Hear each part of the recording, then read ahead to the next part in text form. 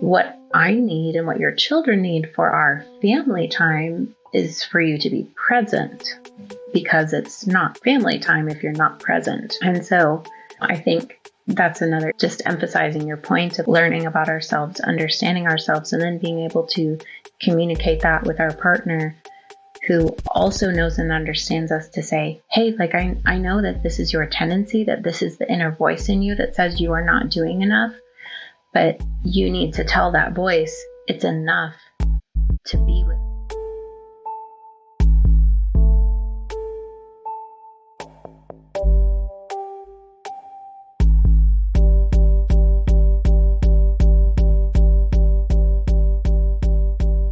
Hello, and welcome back to Authentic on Air with Bruce Alexander. I am your host, Bruce Alexander. Larissa Port, Queen of the Homesteading Honorable Mention, has blessed me with her presence in the studio today, and after today's reflection, I will have the pleasure of sharing this beautiful human being with you, the authentic audience. How much does your physical appearance affect your ability to fully be yourself? I'll make it clear for everyone who will listen. I am not happy with my body. I don't know if I have ever been comfortable in my body, and for a long time, that fact made me afraid to display anything close to a full representation of myself. I was always waiting for someone to tell me I was too fat to enjoy my life. In my last career, it happened. A lot. I lost fat, loaded up on muscle, completely altered my silhouette, and I was always still too fat. Too fat to enjoy a snack, a normal-sized plate, a stress-free day. It was unrelenting. That helped, in the end. I learned no matter how I changed my body, people's opinions are their own. And regardless of my size, their opinions will never fit right, because they don't belong on me. As far as dealing with my own internalized hatred and body dysmorphia, it is on the short list of what I will call active updates. Reflect on this, and if you are letting thoughts about your body, yours or anyone else's, stop you from being the version of yourself you desire to be, I encourage you to love yourself enough to be yourself. This topic is personal, even more than usual, so go to Authentic Identity Management on Instagram, Threads, or LinkedIn, and I will have posted this reflection with the release of this episode, and I would love to hear some of your thoughts on the topic. I know I'm not alone, and I don't want anyone else to feel alone either. Type alone in the comments if you are struggling to find a way to love yourself as you are right now, and I will reach out to you to set up your free discovery call and offer you as much as 40% off if we are a good fit for me to help you step into your authentic life. The struggle is real, and I want to help you move out of it as soon as possible. Character really shows up when the struggle gets real. Your struggle or someone else's.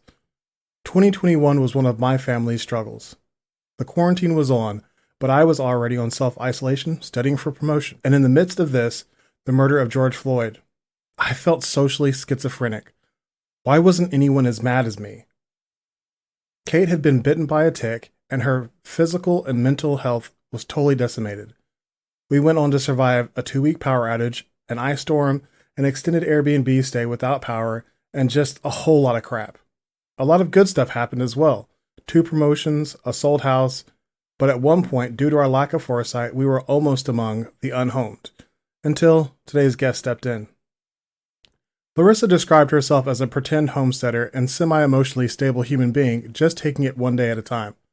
When pressed under threat of flattery, she did give me this quote: "I believe humanity deserves kindness and to know that there is a space for them, and I wish all humans cherish this earth." And there it was. The space that exists between those two statements is exactly where I want to go today. The angel sitting across from me has been to hell and back, and could truly say she has had a bad go of this life. But every day she enters the same world that has tried her so thoroughly with kindness unmeasured and unreal humility. A mother of 4 neurodivergent offspring, neurodivergent advocate, perpetual animal foster parent, and an expressive creative, this owner of a transcendent voice that is mostly kept to herself, can touch your soul in song, but is most powerful when unleashed in concert with a heart whose kindness knows no bounds, and a mind that effortlessly stitches a tapestry of prose that can speak confidence and clarity into the most disconcerted soul. You have inspired me more than once, to say the least, both through direct reception of your poetic words and passively watching the bravery you face life with. You are a special human being, and I am so happy you joined me today. Welcome to the show, Larissa Port. Thank you. And that's a wrap. And we're done. Okay, thanks everybody. I'm so happy you're here. I'm happy to be here. Like, we have the weirdest relationship because I always feel like I never get to talk to you enough. You come over, and Kate and you are very good friends, and I love that. And I always hate stealing time because Kate has so many people that she really, or so few people that she really connects with. Whenever you're over, I'm like, I also connect really strongly with your husband. So it's such a difficult thing. We both have our people who we haven't gotten to connect with. And then you're going, and I'm like, damn, we have not talked enough. So as I told you on our text message, today is like our friend day where we get to have our long conversation, and we are going to be uninterrupted by our spouses and our children. And we're going to get to know each other better. I'm excited. Sounds great. So for everybody listening, in your own words, tell us who you are, what you spend your days doing, and why you think I invited you on the show today. I, as you said, am a mom of 4 kids. We do virtual school, so we are home, but I like virtual school because all of the pressure is not on me. And when I don't know how to do algebra because I barely made it through in high school, then it really helps to have a teacher who I can say, I need help with this, because she comes over once a week and she is great at her job. Like, I'm like, I've been trying to teach my child how to do double-digit multiplication for 2 weeks, and it won't stick. And she's like, oh, I have so many tricks for that. And it's just so neat to see, like, a teacher who, like, you know, like, that is her gift. Yeah. And so I love watching her do it. And, like, I'm like, I never would have thought of that, you know. Does or she like, teach adults? I'm sure she would. I'm sure she could tutor. But yeah, she's amazing. And she's their aunt, quote unquote. She's actually John's cousin, but they call her Aunt Putty. That's so awesome. Yeah. So more about what you spend your days doing. What do you spend your days doing? So I spend my days trying to force them to complete their assignments and do chores and go outside and get sunshine and be well-rounded humans, and taking them to appointments. And yeah, a couple of us are in therapy ourselves right now. So that's, you know, several hours a week, and it's really good, but, you know, it's more things. And I have 2 in competitive gymnastics. And so that's 2 nights a week, our whole evening. Yeah. Super fun to watch and, like, see them, like, oh my God, look at my little gymnast. But, you know, yeah. I asked that not to discount being a stay-at-home mom, because that is a hard job that I do not envy. I work from home. I help at home, but Kate runs the home, and it is a lot of work. Shuttling the kids and keeping them scheduled and writing homeschool curriculum. Like, you guys are amazing for doing that and not offing anybody. So It, you know, yeah. So I sometimes, like, get frustrated. Like, I feel like I'm not accomplishing enough. Like, I'm just sitting here playing a board game with my kids, and, like, I should be doing something else. I should be working, or, you know, at minimum doing something. And then I'm like, but if I was going to go work, I would just have to pay somebody else to do what I'm doing right now. Mm-hmm. And so I would rather just do it myself. Like, I would rather my kids be with me than pay somebody else to be with them, so I can go do something else. Well, and also you're relinquishing control of everything that they're learning. The socialization of human beings is an important task, and it either falls to the parents or whomever they hire to socialize their children. Right. I don't dismiss that at all, and that's why we homeschool, and we want that responsibility for our kids. You know, we want to take the responsibility to raise good people in this world. So yeah, thank you for also trying to do the same. And I love your kids. They are great people. I like your kids too. We're doing good, at least by our own accounts. So, in your own words, how would you define authenticity? I think authenticity is being genuine, and being willing to be vulnerable, because you cannot be authentic if you're not willing to share uncomfortable pieces, or,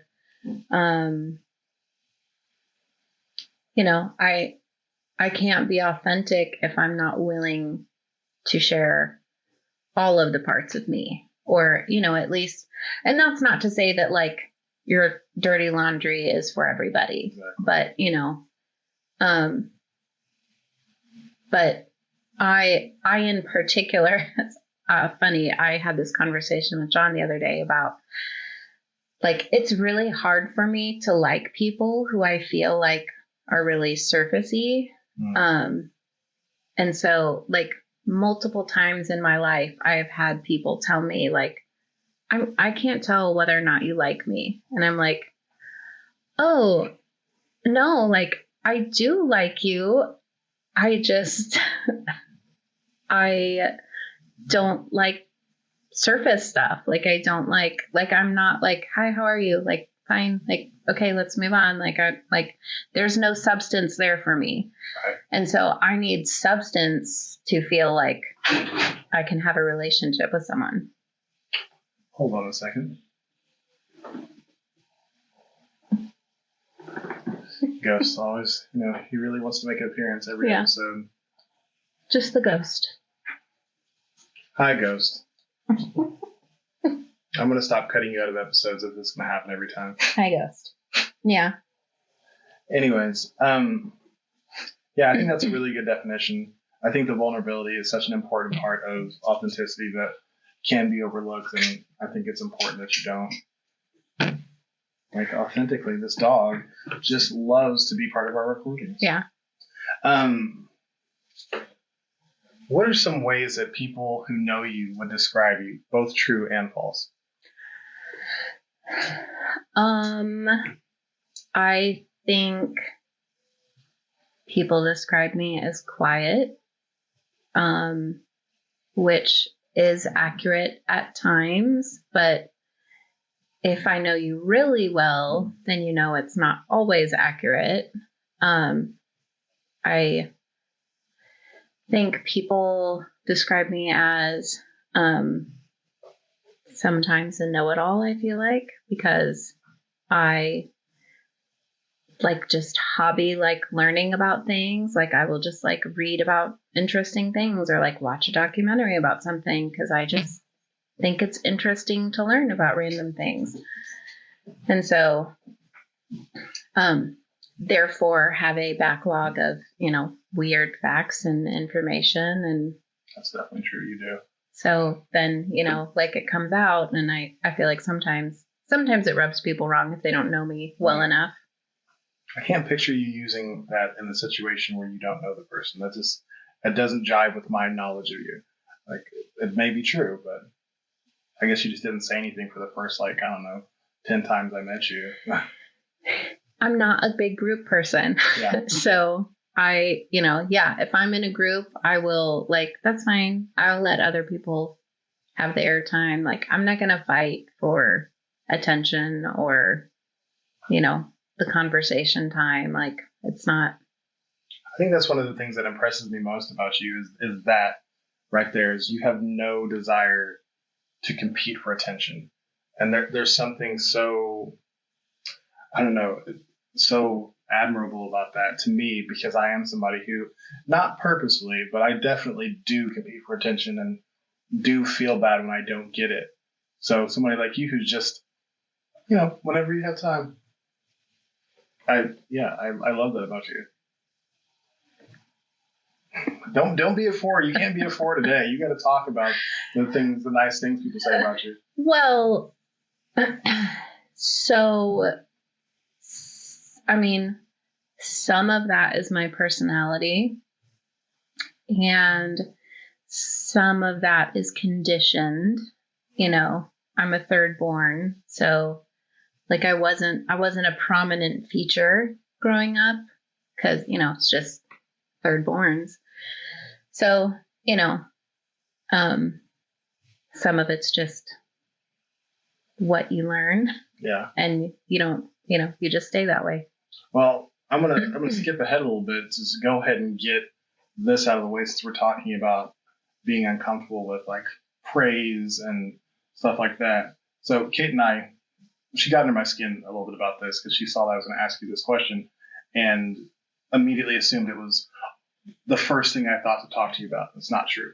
But you and I are both full body people. Like we're bigger people. So I wanted to talk to you about this because you are the one person I know who's been a great inspiration to me, and you seem very comfortable in your skin.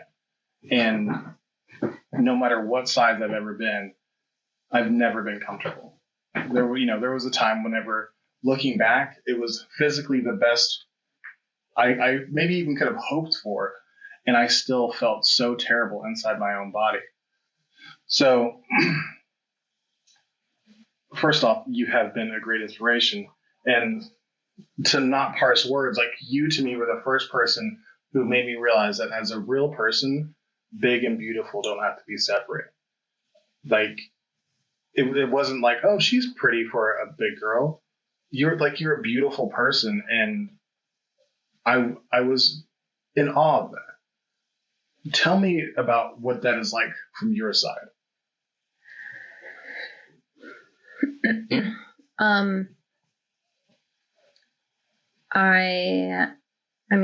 I think I go back and forth between being comfortable and not comfortable. It's probably more that I just don't talk about how I feel about it. So, I've definitely related to those feelings, but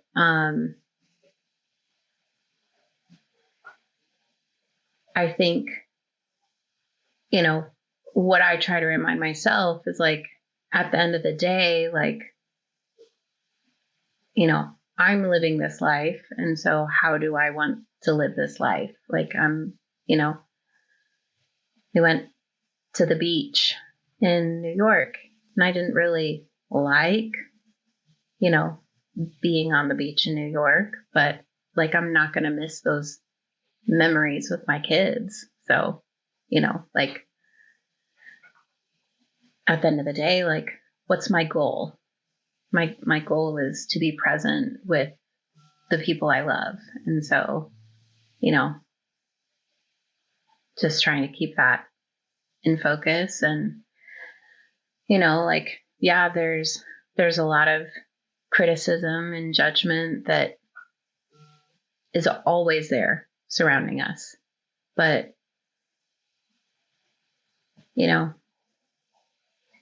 they're not living our lives. They don't, nobody knows. Everybody has stuff, And so, it's just, you have to give yourself room just as much as you would give other people room. For me, I guess the big things that stick out are like my mom is a bigger woman, and like I of course thought my mom was pretty, and my mom she's a pretty person, but she always said things like, "Oh, throw that picture away. I look like a whale," or stuff like that. And she told me very often whenever I was gaining weight, "Oh, you're getting kind of big," and made me uncomfortable in my body. Like she didn't make me anything. Nobody can make me anything, but I felt uncomfortable in my body, and that was difficult because that's, once again, your parent is your main source of socialization. And for me, I was seeing somebody who hated the body they lived in, and B, put that on me and told me that you're going to end up in a body like this if you don't stop, or if you don't snack, don't do this, don't walk and eat. And, my dad was similar with, all the rules to not be fat, and he's just as bad with his crazy ways of dealing with, he thinks that you don't need to eat every meal. That's one thing he said. Another one was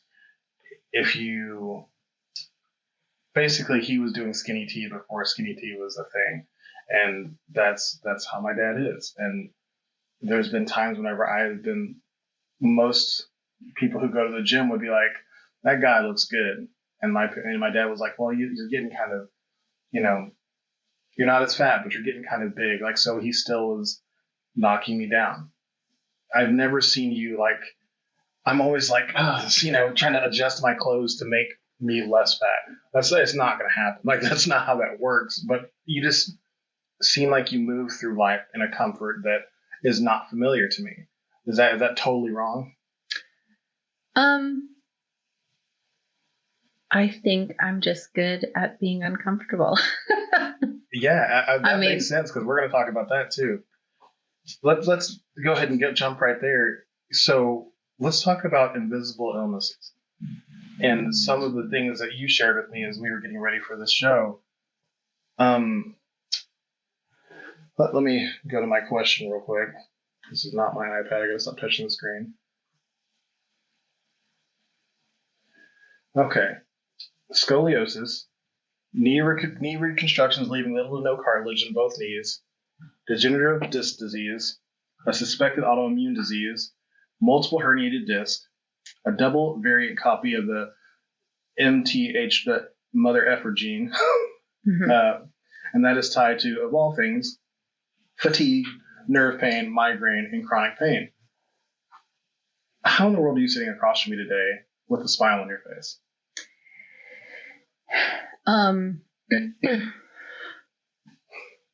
You just do. Like, life doesn't stop. Most people don't. That sounds like the recipe for a miserable day every day. I mean, it's not always fun, but like, life doesn't stop. Like, life isn't like, oh, you're in pain today. Like, that's okay. We'll just cancel life today. Like, nope. Like, kids still have to go to gymnastics. Groceries still need picked up. Dinner needs made. The rug needs vacuumed. Like, you don't get a pass. Like, you just do it. So, and then you take an Epsom salt bath. On average, on the 1 to 10 scale, where is your pain at? Right now, it's decent, fairly well managed. I have to go to the chiropractor, or like I won't be able to walk. Standing is uncomfortable. Like sitting is far less painful, but standing is generally uncomfortable for my back. And it just varies. I haven't had any incidents with my back in a couple of years, so like that's a big deal. Because I have had to spend like up to a week in bed, like, could not even move because I was in so much pain. And so not being there, like, that's great. And I think, I don't know, maybe that's part of the thing is like I know how limiting the debilitating pain is. Mm-hmm. And so like, if I'm not in that debilitating pain, like, I'm going to do stuff because, I don't know when that's coming back. Mm-hmm. And it, you just get used to it to a degree. Like, it's like, oh, like it's only a level 2 today. Like, oh, that's nothing. I can do whatever I want to do. Or, You did skate around the question. What's the number on average? Average? I mean, right now. Not because you've gotten used to it and that has taken a 5 to a 3 because you're just numb to it. If it was a 5 and it's still the same pain, it's still a 5. You're just used to a 5 now. Yeah, I mean, that's also hard to say because everybody's perception is different. Well, and the debilitating pain was probably like a 9-10, right? Oh, yeah. So what it like compared to that, what is this? What is the average day? Average day right now, 2 or 3. Summer's good. Summer's fine. Spring is harder. The rain. Yeah. And so we're talking 4 or 5, like pretty much every day? Yeah. Yeah. I've literally... Maybe not every day, but days where weather is involved. Like like when the day that we had like really bad tornadoes, like out in our area, like I woke up and my femur was hurting. And I was like, I've never had this before in my life. Like, why is my femur hurting? And then like that night there was a bunch of tornadoes in our area. So I have an app called Weatherwell that I really like because it helps you track and figure out what you're sensitive to, like so barometric pressure or allergens, the wind, even like by using it, like I've discovered like I'm actually sensitive to high wind days. Like I will have certain symptoms on high wind days. Doesn't that change the barometric pressure? And I mean, pressure is pressure, right? So that would have an effect on people's bodies. Yeah. I'm not entirely sure like where I fall in the range of like, what number starts to affect me, but yeah, it's been a helpful thing to know, like, if I wake up and I'm like, why do I feel like crap? And I like look at my app and I'm like, oh, well, that's, it says I will feel like crap today because of the weather. So that's helpful. How long have we known each other now? I'm terrible at time, so I'll let you. Aaron was a baby. Like, I think all our youngest were 1. So 6 years. Yeah, because Roy's turning 7 this weekend. Yeah. Holy crap. So in the 7 years that we've known each other, I have never once heard you complain about pain. You literally KT taped my back up multiple times and helped coach me through what I know I felt like was pretty crappy pain. And you never once even told me, yeah, I struggle with this, so this is why I'm able to help you. I was just like, this is another one of those things that Larissa knows. I had no idea. Another one of my just weird hobbies. Yes. I literally had no idea that you dealt with pain on a day-to-day basis. Do you feel like that's a little bit disingenuous by keeping that to yourself?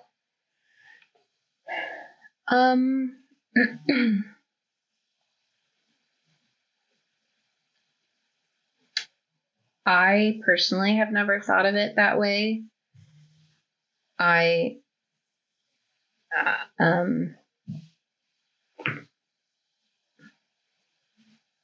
don't know. Like if I am like, oh, I'm in pain today. Like, I don't know. It just feels, which like just to clarify, like it doesn't bother me if other people do it. You're like, God, Bruce, shut up. Like if other people in pain, I'm like, oh my gosh, like you're in pain? Like what's going on? Like, what do you need? How can I help? But I don't know. Like if I complain, then I'm like whining. I don't know. You should look at that. Like we've talked about it multiple times on the show, giving your friends an opportunity to friend you. It would be nice to say, damn, Larissa, that sounds really tough.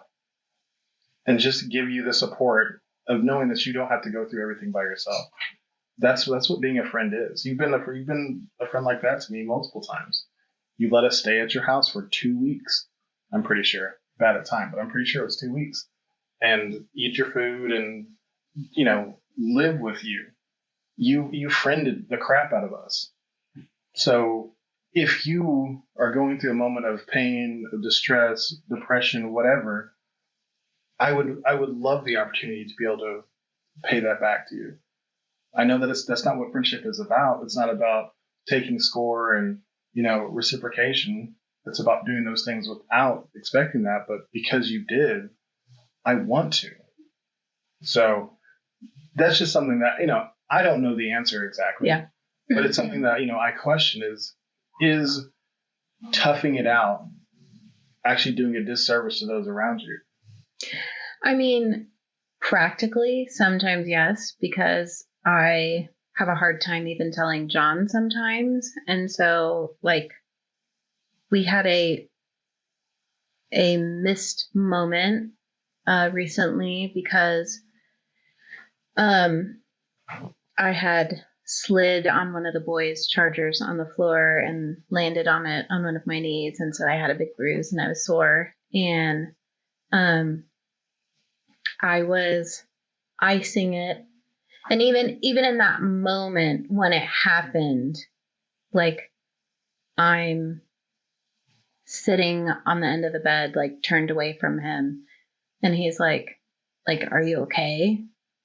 And I'm like, yeah, I'm okay. Like, I didn't break anything. Like, I didn't tear my MCL again. So, yeah, I'm okay. But immediately had a big bruise on my knee. It's immediately sore, but I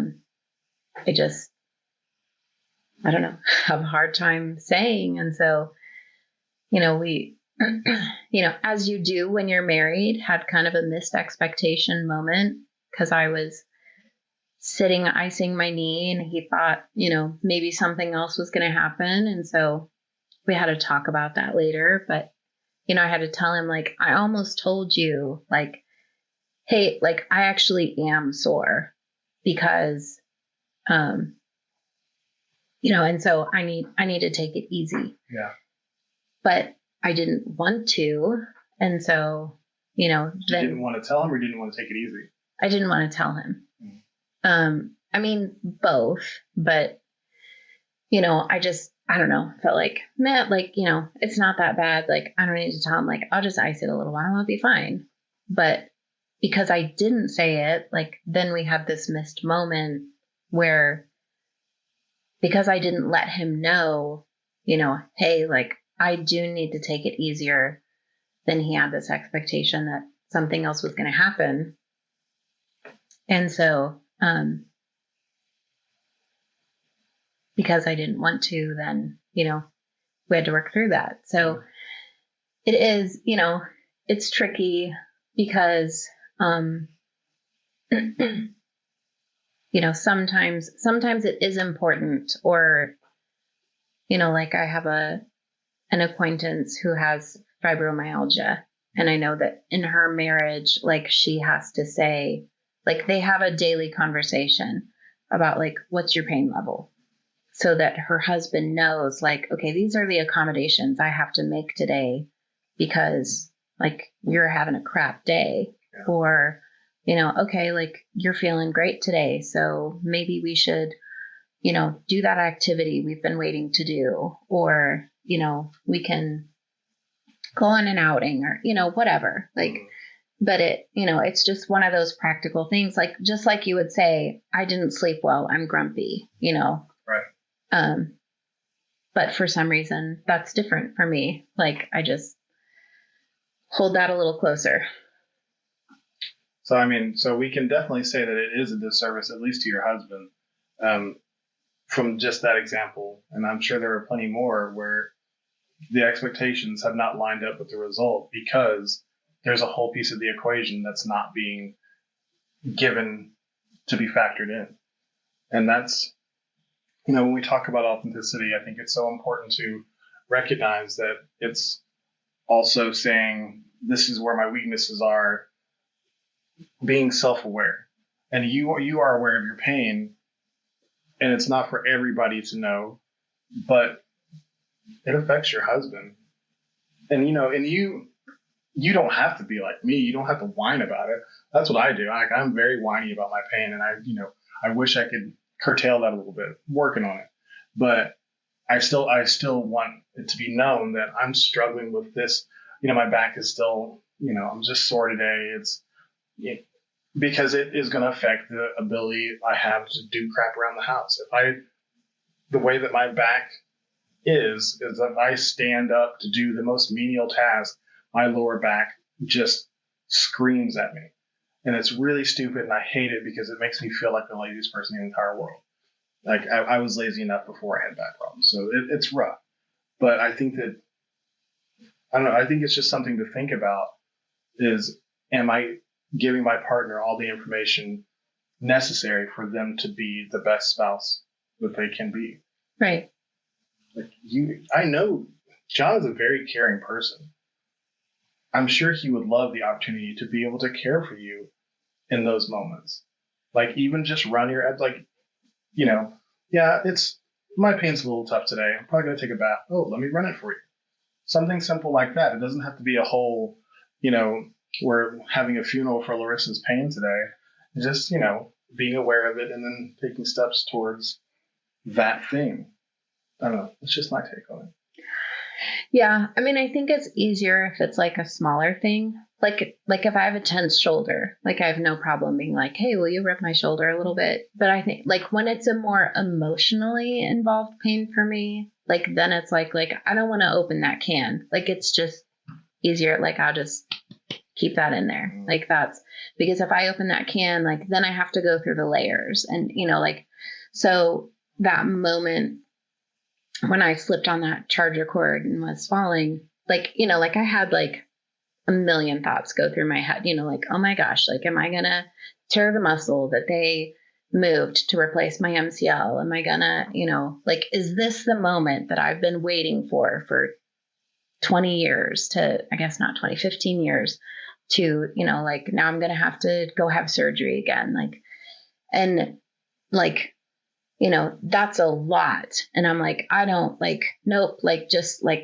let's put that back inside. Like, let's not go there because that's a whole lot, which, obviously I know is not the healthy choice. Like that's why, that's why I'm in therapy and, like working through those things with my therapist. But, it's still like, that is my gut reaction. I'm like, no, like, so kind of one of our like household jokes is like, we each have a Disney song that's like our mantra, and so John's is the Encanto song from the older sister. The strong one. Yeah. Pressure. Yeah. Yeah, it's a good song. Yeah, but he really relates to that song. Mine is Elsa saying "Keep It Silent," or no, that's a different thing.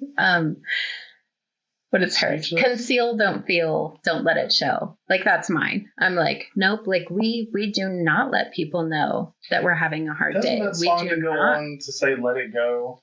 Yes. And like, so are we just ignoring the rest of that song where she goes on? Yeah, to say, but like, for her whole childhood, she was conditioned that the way you deal with it is by hiding it, and that was my family culture. Like for a lot of things. Yeah. You just like, oh, you have a disagreement. Like, well, let's just each go to our own rooms and, we'll avoid each other until we're over it. So, like that is how we process things was like, you just ignore it and then it goes away because you ignored it for long enough. So,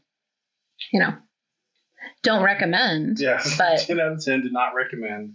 And like you said, that's why you are in therapy. And it's good that you're working through those things. I've learned through my adult life that my tendency to bury things has been the cause of most of my negative experiences in life.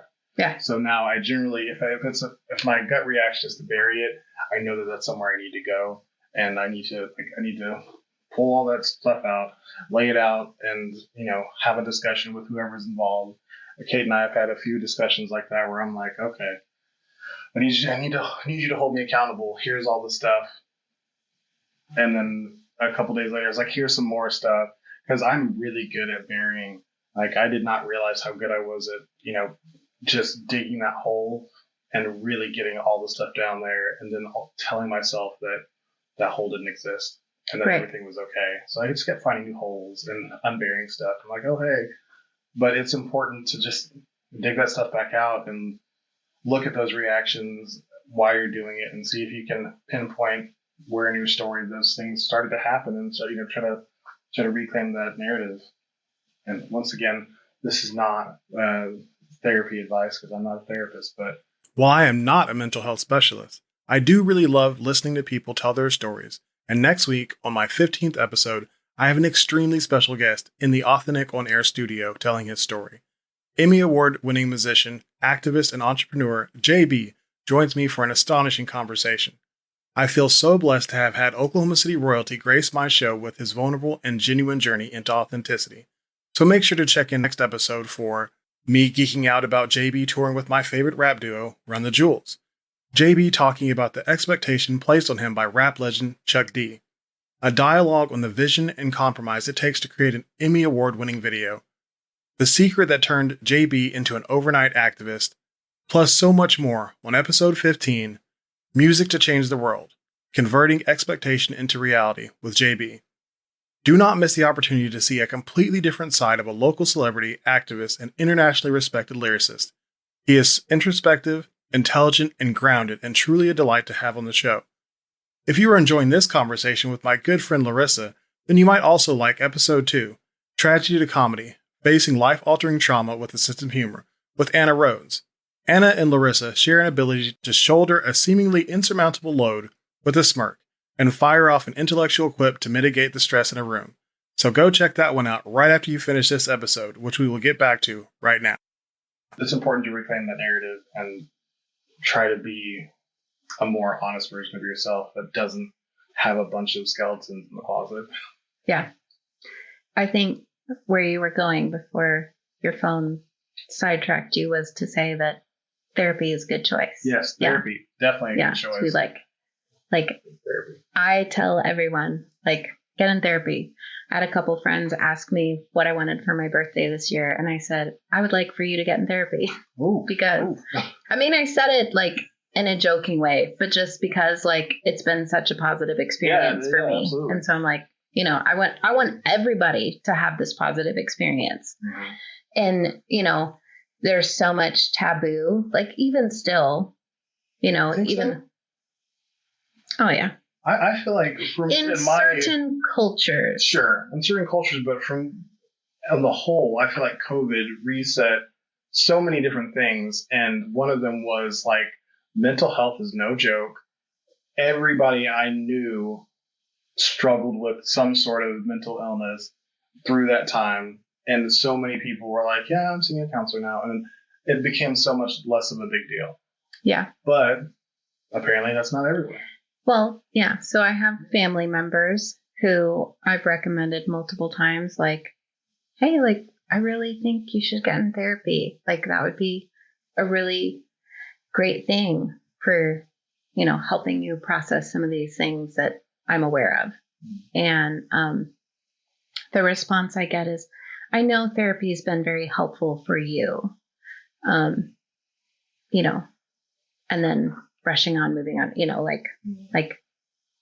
almost like a patronizing, I know that's helped you. Preschool is good for toddlers. Right. Right. And so I guess a more accurate word is a certain demographic, maybe than culture, it's really hard to fight with people who just want to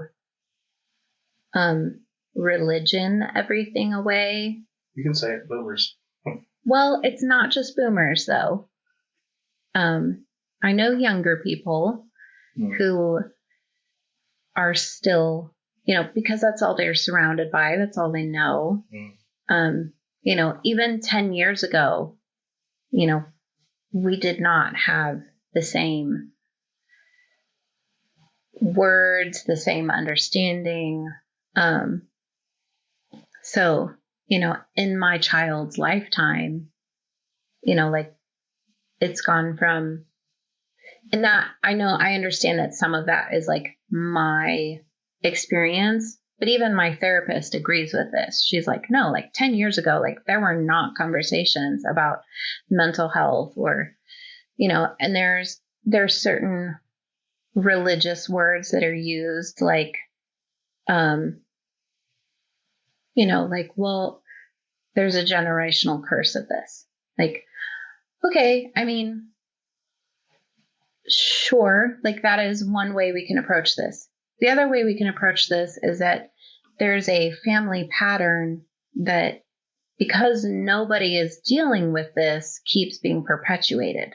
So yeah, we can call it a generational curse and excuse it because it's a generational curse. And like, well, this is just what happens because you're part of this family. Like, yeah, that's an option.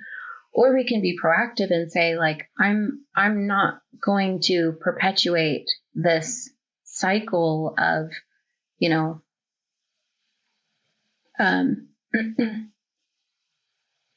so my family likes to call it they say like generational curse of fear or generational curse of holding grudges. Like, yeah, we can call it a generational curse of fear, or we can say like, you had a very anxious parent, and so they conditioned you to be anxious, and you conditioned me to be anxious, and I conditioned my child to be anxious. And so now we're in therapy to deal with anxiety so that we don't keep perpetuating this cycle of anxiety. And,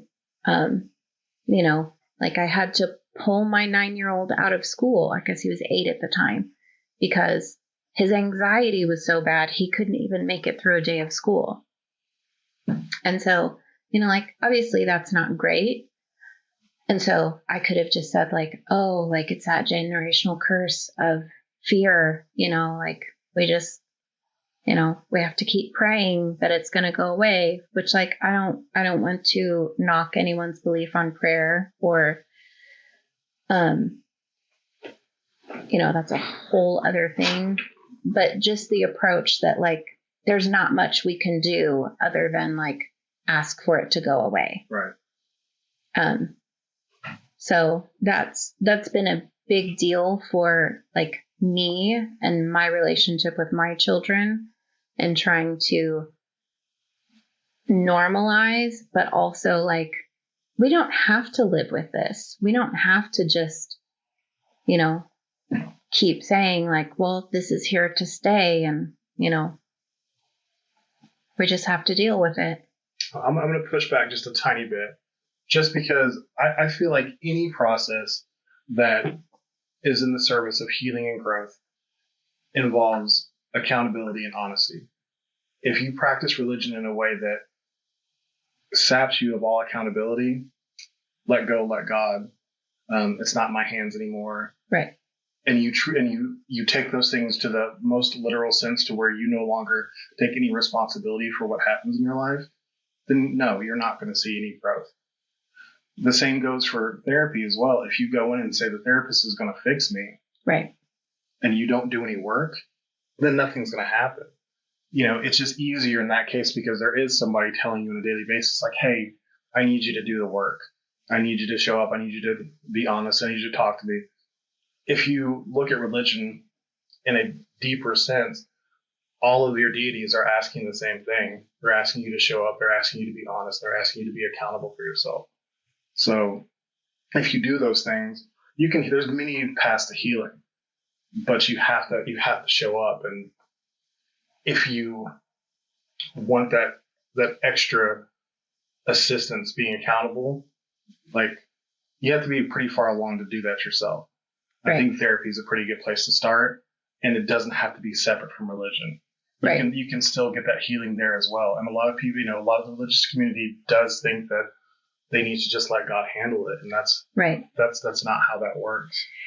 Well, yeah, we were having a conversation with someone recently who said to us, like, well, you just do as much as you can do, and you let God handle the rest. Because he will, like, he'll make up the difference. He'll handle the rest. Like, I mean, that's a very passive way to approach. Like, so I'm just going to look at my children and say like, well, I did my best, I don't know. Sorry. I feel like that statement, followed with intention, is absolutely true. But if you did your best and you're like, I did my best. I feel like you didn't actually do your best. Well, I feel like it's right. I feel like it's approaching it from like, well, you just, like if you make mistakes, like, oh, well, you just, God will make up the difference. Like, I mean, like that's, again, I feel like religion is a whole other, like, that's a whole other thing. Well, you have a complicated relationship with religion because you left your father's church. Right. Right. So what I found is, like, I've got several friends who have left very intense religious situations. And I come from a background of, my parents didn't put religion on me at all until my high school years. And by that point, I was harder on myself religion wise than anybody else.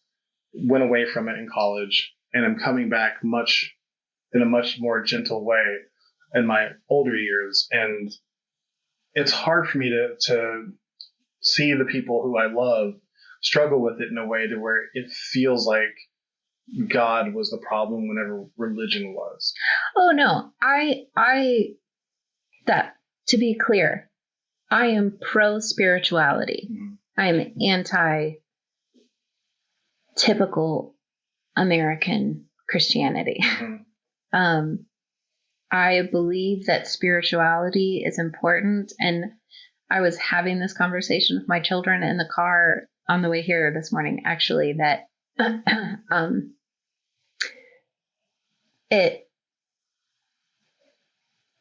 like everyone deserves access to spirituality and to the spirituality that they connect with. Mm-hmm. I guess I'll put it that way. Yeah. And nobody gets to tell anybody else what spirituality that is for them. And I think that has been kind of my walk away from it, is that the one that I grew up with was very narrow-minded. Mm-hmm. And I know that some of that is, everything's a product of, what came before it. Right. So, the church my parents were in when I was born, their pastor got to say, I need to borrow this quilt that your grandmother made you for your wedding because I'm having guests and you have to let me use it because I asked for it. Mm. And then they ruined it and they gave her back a ruined quilt that was made from her grandmother that's no longer alive. Mm-hmm. And so all she has now is a 3x3 piece left that was salvageable because they ruined, this heirloom but she was not allowed to say no. And so, what I grew up with was better than that, but it was still a product of that. Right. And so that's one of the things I'm working through in therapy right now with my therapist is,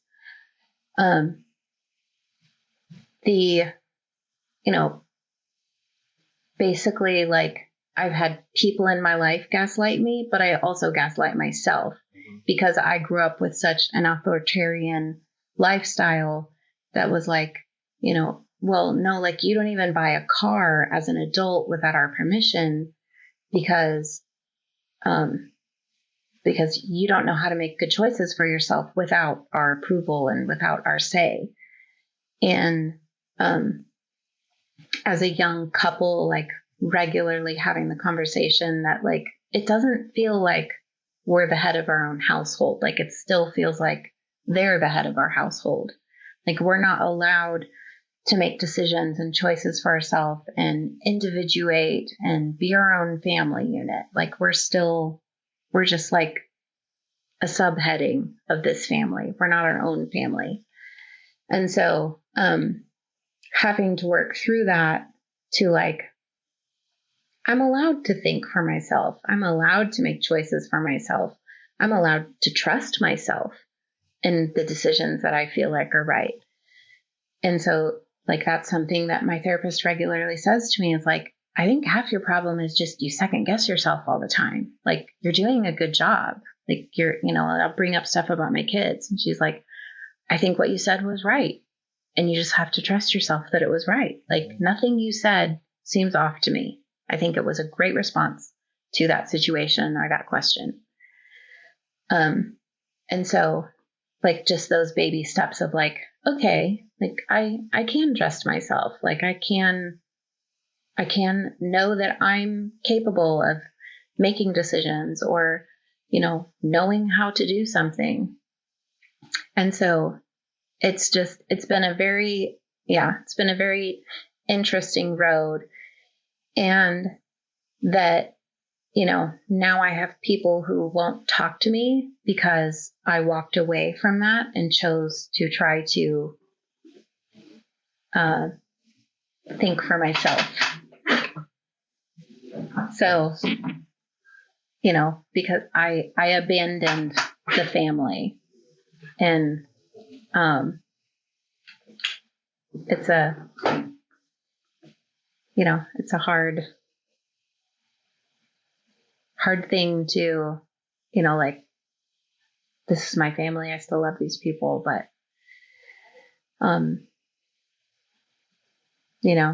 So this has ingrained a very complicated relationship with control for you. Like you were controlled by your family and your religion, and now you're trying to take some of that control back for yourself. You said that they kind of controlled your entire family unit, and that's a lot of control to give up. Yeah. Well, yeah. Not just parents, but they were our parents, our pastors, and our bosses, because we were employed by a young adult program from the church for a couple of years. And so like there was not an avenue of our life that they were not, in charge of or had say over. That's messed up. Codependent is a good term. So, I guess, I don't know, like for me, I'm really into trying to let go of the result, like just being in the process of whatever it is. And I believe that the religious counterpart to that is let go and let God. Because if you trust the process, if you love the process, you're not worried about the result. And if you let go and let God, you are letting go of the result and letting God take care of it. I believe that there are so many things that are separated into this is religious theory and this is manifestation and this is personal growth and mental health. If you focus on the fundamentals of any of them, they're really basically the same of do the work, enjoy getting better at whatever it is, and be happy with wherever you get. Right. And that's really been it's been what I've been focusing on the last couple of years. What I'm really focusing on with this podcast is trying to not look at the numbers so much, not be scared of competitors or people who are, Joe Rogan, who's a very popular podcaster, talks about it all the time. He's like, it is not a zero-sum game. It doesn't matter if somebody else is doing well. It doesn't mean that you can't do well also. It actually is better for you as everybody does well in this thing specifically. It creates a better industry for podcasting. So I've started, I'm really trying to lean into getting in the podcast community and get other people on my show, talk about their stuff. Everybody who's on my show, like I'm trying to like really lift them up because they've taken the time to be here and they really share a part of themselves with me and my audience. And I think it's so important to go for it and keep lifting them up. And, whether it's not like, it's just like the friendship thing I talked about. It's not like share for share. It's just like, hey, what do you got going on? Let me share it for you. Let me be a fan of yours because I am now. And that has made this process a little scary because at some point I do need to be a breadwinner again. But right now it feels good to be in the process of something and to just trust working hard at something. Right. So, that's my, my 2 cents for anybody who's struggling with that phrasing of let go and let God or trust the process is work hard and the results will take care of themselves. Right. Well, I think the first part of that is like the key. You have to do the work. Yeah. And that, like anytime like we've expressed dissatisfaction about like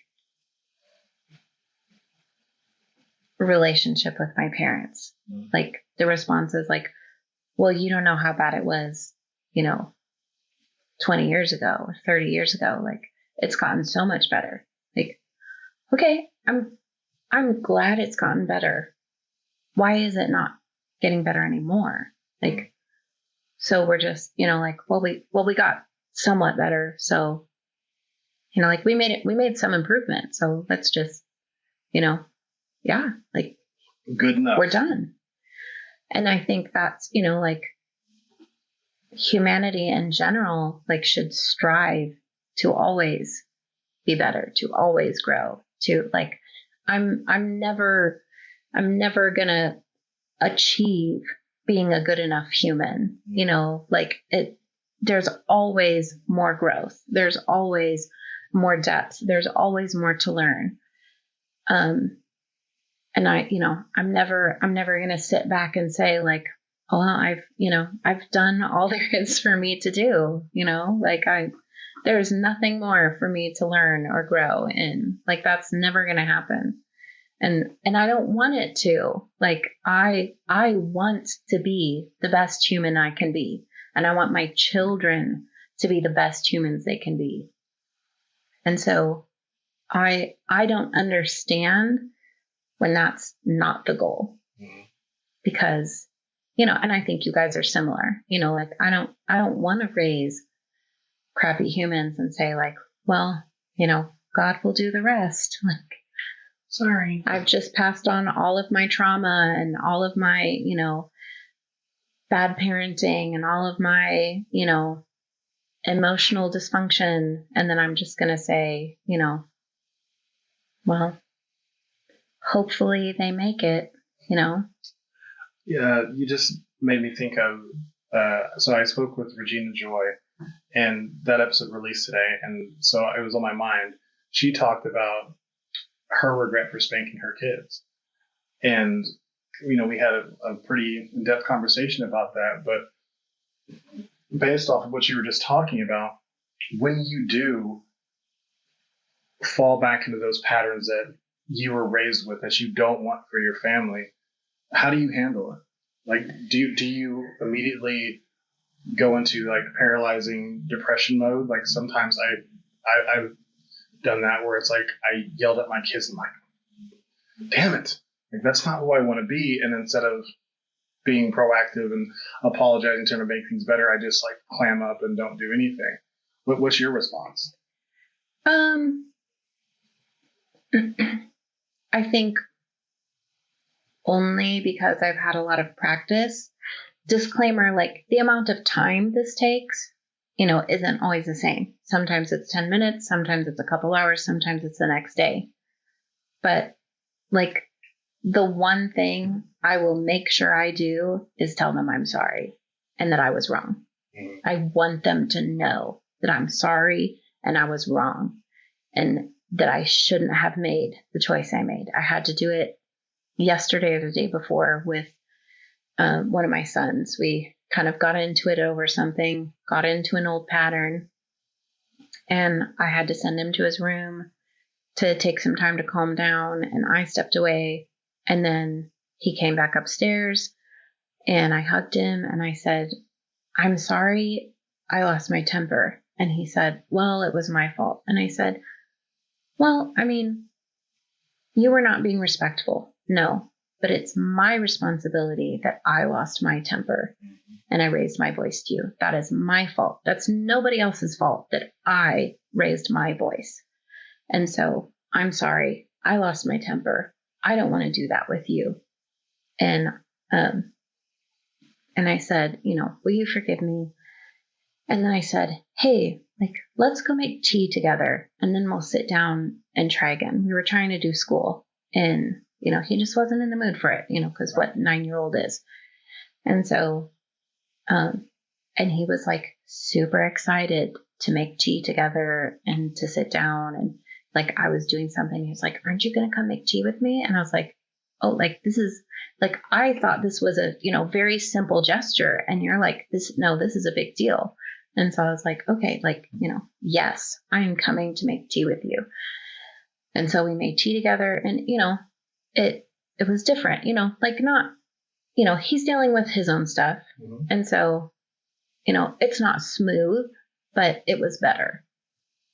I think that that's something I often forget to, like, I apologize way more often than I'd like to admit. But that piece where you re-engage with them in a way that, that really neutralized any of the tension, just like, let's go make tea.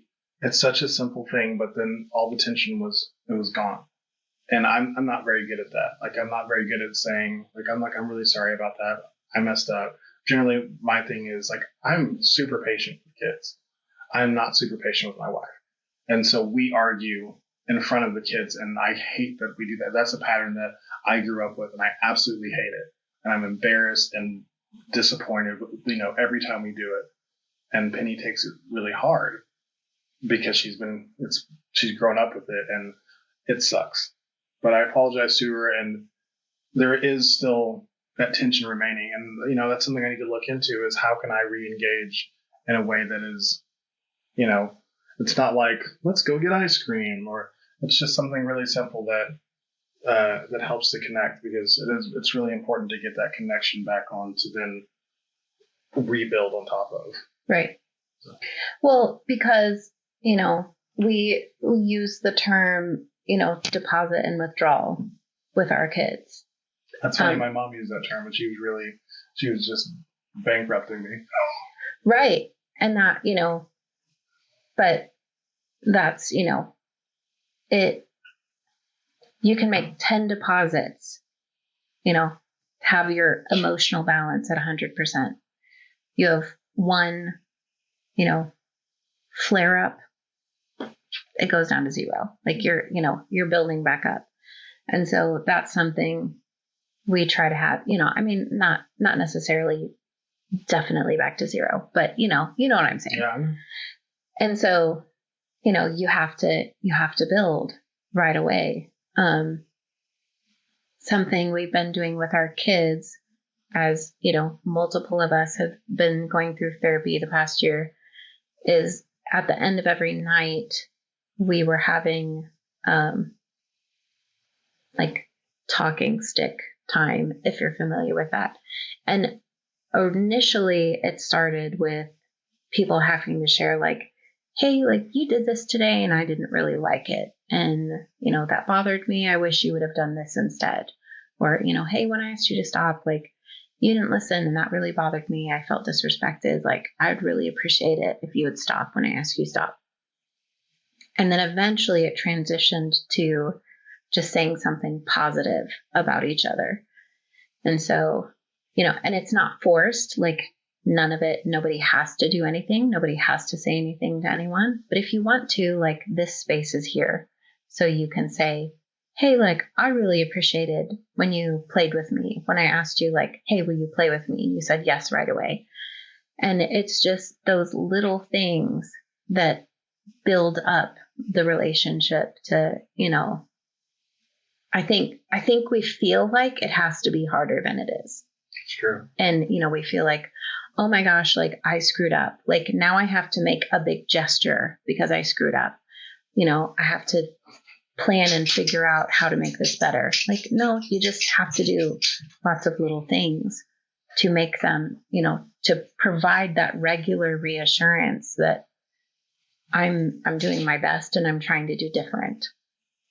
I think that a big part of that is the generation before us depended so much on guilt and fear and shame to raise us that whenever we mess up, I know I feel guilty, and instead of feeling motivated to be a problem solver, I feel guilty and am not immediately thinking, what should I do to make the situation better?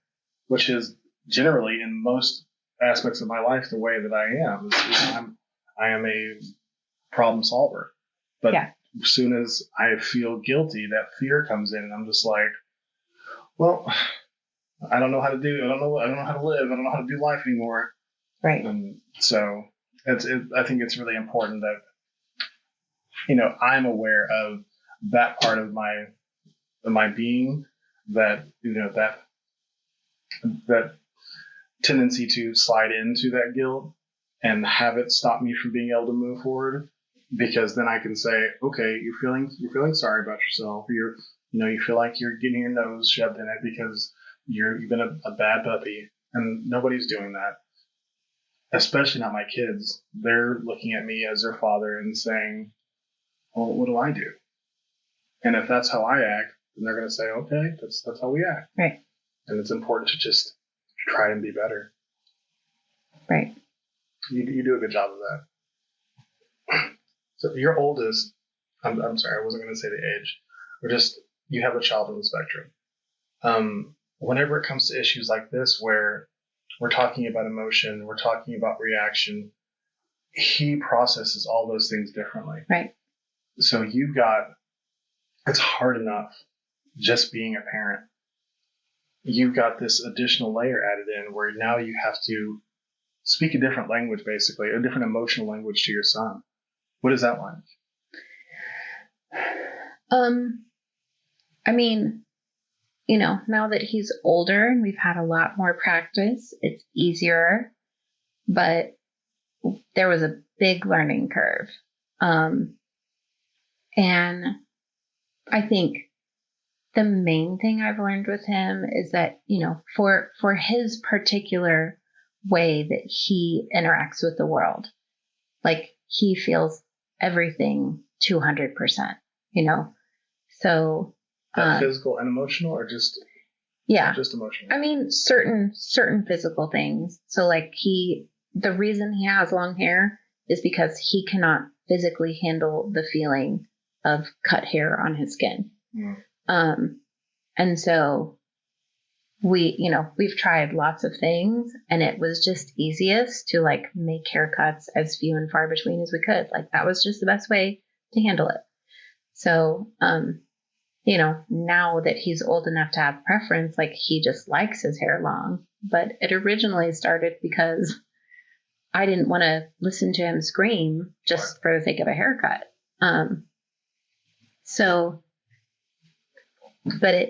Even that, starting school, like if he got frustrated, he would start to sweat and have to take all his clothes, because the effort to learn the vowels was so much and so frustrating and so hard, because he also has a reading disability.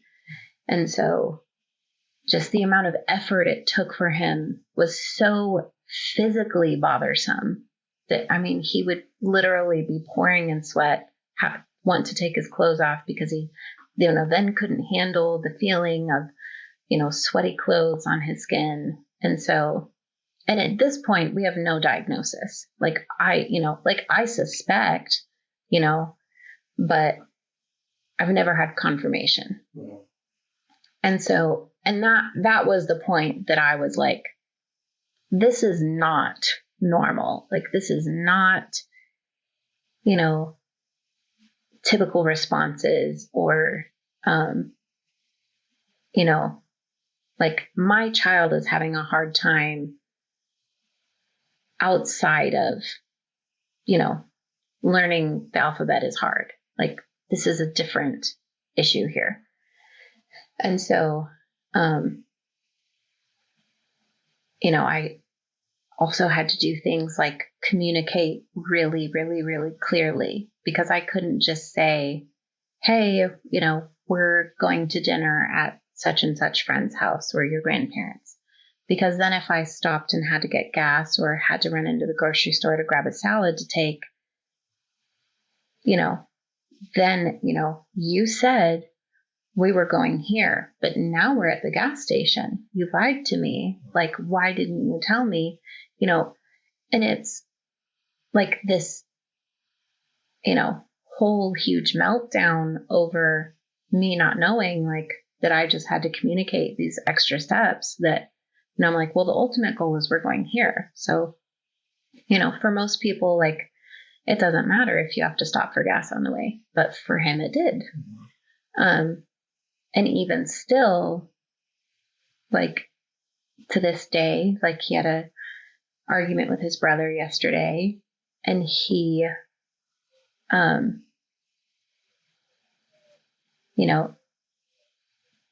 doesn't understand why his brother doesn't want his help or is mad at him for trying to help. Because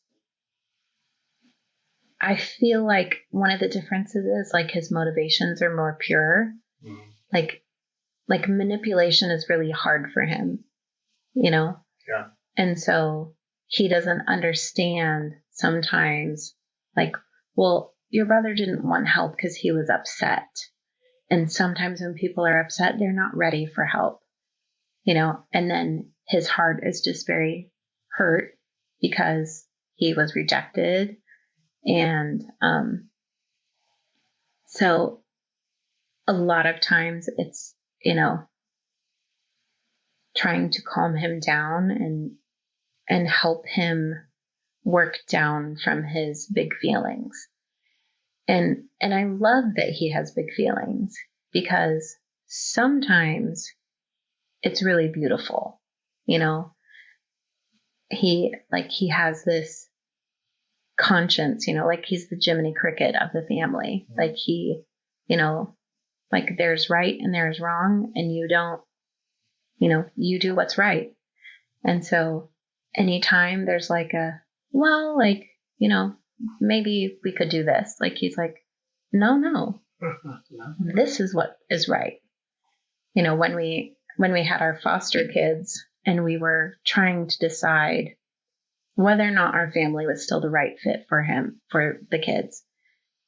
And we were having a conversation with our children and just letting them know, like, hey, like, we think maybe it's time for the foster children to move to a different family.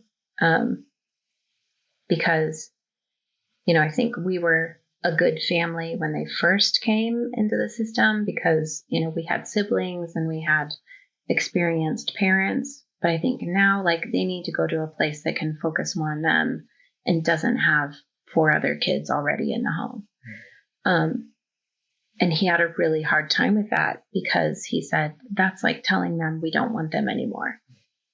And I'm like, I hear you. Like, it is kind of like that. And that's why we have to make so sure that we communicate what it actually is. And I feel like that's one of the differences for him, is like, there's almost like a level of emotional intelligence that he clues into because of that altruism that, like, you can't taint. Yeah. And so in those moments, it's a really beautiful thing, the way that he, or he has argued with, how Ogini, like, hires people to go around and cut trees away from the lines. Mm-hmm. So he's like 8 years old at the time, and it's happening at his school, and he's on recess, and he goes out there and starts arguing with these men cutting the trees and saying, what are you doing? That tree was here first. Like, it's not the tree's fault that they put power lines there. Like, you should not be cutting that tree. And they're just like, like, I have no idea what to do with this 8-year-old arguing with them about their job, and they're just like, hey, buddy, like, we didn't make the decision. Like, we just have to do what we're told to do. But he, like, could not let it go, because, he's like, but an injustice is happening and I have to correct it. Yeah. Like, I cannot let this happen when I am here. So, eventually his teacher has to go out and is like, hey, like, come back inside. Like, we can't tell them to stop doing their job. But then it's a whole, like, we still have to work through that. Like, he still remembers that years later. Or, like, we were driving down the street recently, And he's like, I feel sorry for all the pine trees. And I was like, what do you mean? And he's like, well, all of the pine trees that have to be power poles, like, it's not fair to them. Mm. And I'm like, how many other people's hearts are like, I mean, I know there are other people out there, but it's not common, Well, it kind of makes me wonder, what if he's right? Like, I know that, your heart's like, yeah, he's right, but your mind is like, we can't do things that way. But what if, in all senses of the word, he's right, and we're living this life all wrong, and we're doing things like getting in the tree's way? I mean, our earth is telling us that we're doing things wrong, but it's, whenever I think of it that way, it almost makes it hard to breathe. Like, just hearing that truth is just like, if you actually like go down that road of like it, it's, I mean, I do think he's right, like 100%, and I love it, but like, so then am I going to change my entire lifestyle? Well, not just yours, everyone. Right. Like, I mean, unfortunately, we exist in a system where it's all so interconnected, and damn, it's kind of like thinking of the enormity of the universe, and the universe is beyond it, and the multiverse. You start to just, the weight of the perplexity starts to just kind of crush you a little bit. It's like, that's a lot. So, and you're faced with that on a regular basis, with him speaking truth into your life and the things that are going on, and having to manage somebody who sees things in absolutes and trying to talk him down into, unfortunately, this world is not absolute. That must be so hard. You said something about big feelings, and I want to go back here, because you're an Enneagram 4. I love 4s, which I don't know why, because you guys terrorize me, but because I want to compliment you, say nice things. You're like, don't talk about me, don't say nice things. We're kind of like synergistic nemesises. Like, it's just like we don't match up, but for some reason we do. Like, that's what I've gotten to. But you described the way that you feel emotions in a metaphor to me about an artist and a tree. Can you talk about that for me? Yeah. So I feel like in my marriage, it has been helpful to describe it that way, that Enneagram 4s experience emotions like an artist sees the world. So people look at grass and see green. They look at a tree and see brown and green. They look at a road and see gray. Whereas an artist is going to look at that and see the different hues, the different tint, the different shade, the light, the perspective, make note of angles and lines. And, it's a totally different way. They see, 20 different colors in a single, line of a bark in the tree. And I feel like that's the way it is for me emotionally, because somebody say like, well, are you angry? I mean, maybe but I'm also stressed and frustrated and upset and tired and exhausted and excited and nervous. And, like, it's not just one feeling ever. Like, there's always layers. There's always, I'm never just one feeling. And I feel like it's helpful because sometimes I don't know how to say how I feel because there's too many layers. Mm-hmm. And so that's like another thing we have is like, I just say like, well, I'm feeling all of the feelings. And like, that's a way that I can let him know, like, it's too much for me to try to communicate. Like, the amount of emotional effort it would take for me to try to explain all of the layers I'm feeling right now is not where, like, I don't have that emotional effort right now. And so it's easier for me to just say, like, I'm feeling all the layers or all the feelings. Because, you know, I feel like at least for me as an Enneagram 4, because I feel like one of the other things is like, you know, there's a wide variety of the way people experience their Enneagram, you know, so it's not the same for everyone. And I feel like because of the nature of Enneagram 4s, like there's a little bit more of that feeling. Like I could say, this is what it's like to be an Enneagram 4, and every other Enneagram 4 is going to be like, up in arms. That is not like me at all.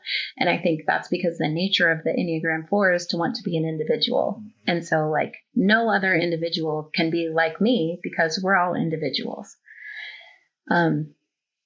So they might relate to the feeling I'm saying, but you know, I don't know. I definitely know that, you know, Kate is an Enneagram 4, and the feeling all the emotions is absolutely the hallmark of all of our arguments. And it took both of us so long to realize that that was a problem that we were dealing with, because she would just default with the strongest one, and anger was it. So like she just defaults to anger most of the time because that's what she's conditioned herself to do. And I'm like, I need more than that. Please tell me what's going on. And she couldn't process, and she felt like she had to come up with the answer fast. I was waiting, like I was a ticking clock, like, let's go, which wasn't really the case, but it kind of was, because I would start talking again while she's thinking, because I'm ADHD, and if, you know, there's space, I'm going to start filling it. And, it's taken us a while to learn that she can feel more than one feeling at once. By us, I mean me. She can feel more than one feeling at once. That's perfectly okay. I don't. Like, I'm sure I might have other feelings that are like way in the background, but there's always like a star. There's always, you know, and sometimes I don't even recognize that one star. It's like, you know, I don't really feel anything about it. I'm much more likely to feel nothing than all the emotions at the same time. And that might be the way I've conditioned myself. I don't think that's an Enneagram thing. I'm not sure.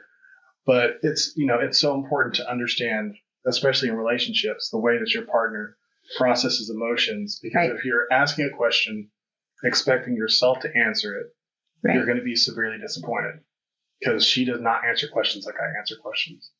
I've had to learn to ask questions that speak to her language and listen for answers and interpret them to me.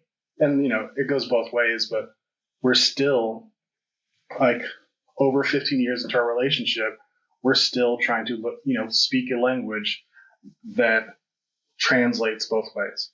Right. It is work. It's a lot of work. You 4s especially. Like, it can't ever just be simple, can it? Well, I think it's that it's not about simple, it's about depth. Like, I mean, if it's deep, then it's not simple, right? Well, but it's not, but it's not a matter of, I think that's, you know, like that's the key, is like, I can't experience life one-dimensionally. Like, I experience it in all of the dimensions at the same time. Like, I'm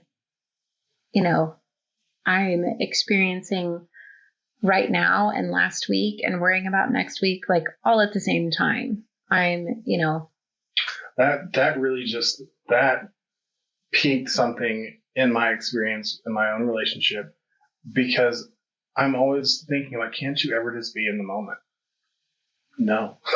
Like, for you guys, that's not really how it works. And that is, I think, such an important insight, because it's such a thing, like, just be in the moment. Well, you can be in this moment, but you also need to be in this other important moment, and this moment that's coming up, in order to feel what I feel whenever I'm here in this moment. Or else you're ignoring a large part of yourself by trying to be in this one moment. Right, because Enneagram 4s are dreamers. Yeah. And so part of experiencing this moment is like dreaming about what this moment can create. Or the feeling it's fostering inside of me, what it's inspiring inside of me. Like, I am experiencing this moment, but I'm experiencing what this moment is causing for me. Like, and so again, it's not just a one-dimensional thing. Like I am enjoying this moment. Like I am present in my way, but I'm also very in tune with, you know, what it's causing in me and where it's taking me and, you know, where it's leading me. And so it's, you know, it is, I don't know, it's a very complex thing. And it, you know, and it is equally as frustrating for us at times, I will say, because it's, you know, I feel like another example could be, have you seen the newer Supermans with, I don't remember his name. Oh my God, I know his name for sure, but yeah, I have. So the scene where in the first one, he's at school and he's hearing all the voices and he goes and hides in a closet because he's hearing all of the voices at the same time. Like, I feel that way sometimes, but it's with like my feelings. And so like sometimes it's overwhelming for me too. And I don't like it either. And so sometimes it is really helpful to have that other voice that can say, you know, hey, just focus on me right now. Like, let's just deal with one thing, you know, without adding to like being frustrated at me for hearing all of the voices at the same time. Like, because it's frustrating for me too. And so I think that's another helpful angle to consider it from, is like sometimes I need help, like focusing on a single thing. Like, you know, not in like a, like, hey, you know, like, you know, focus here. Like, I can see that you're off somewhere else, you know, not in a like eyes on me. Right. But in a, you know, I see that you're overwhelmed. I see that you're experiencing all of the things right now, feeling all of the things right now. Like, I'm just going to be present with you and be something else that you can focus on, or something that you can ground yourself with, so that you can pull yourself down from that. I'm not going to say that doing an Enneagram test is essential to relationships, or doing any categorizing of yourself is essential, but man, it helps much. It helps. It helps to be able to look at it, because there are things about being a 7 that I did not realize about myself until Courtney pointed them out to me and said, hey, we have this in common. You haven't noticed that? And I'm like, well, damn. Well, yeah, we sure do. And, you know, as I looked at the list, I was like, these things are all true about me. And now that I can see them all on the list and see how I react in these situations, I compare them to my wife's list. And I'm like, this is why we keep butting heads in this situation, or in this situation, or why we can't get past this hurdle, because we're both approaching it from our different enneagrams, or our different, you know, introvert versus extrovert, or whatever. There's so many different ways that you can typify yourself, but being aware of that. Also, love languages, super important. If you can be aware of those, not even to the, you know, you're pretty deep into the Enneagram stuff. If you can just like do like the quick quiz and just like read some of the basics of what it means for you and your spouse, or also your kids, also another good way to do it, and figure out each other's temperament, you can stop seeing people as your enemy a lot of the time, and start seeing how they're just processing differently. Right. Because, man, so many times Kate has just needed to process, and I needed to push. And it's like, not because I didn't care about her, but it was because I had this need to move on. Like, I need to solve the thing.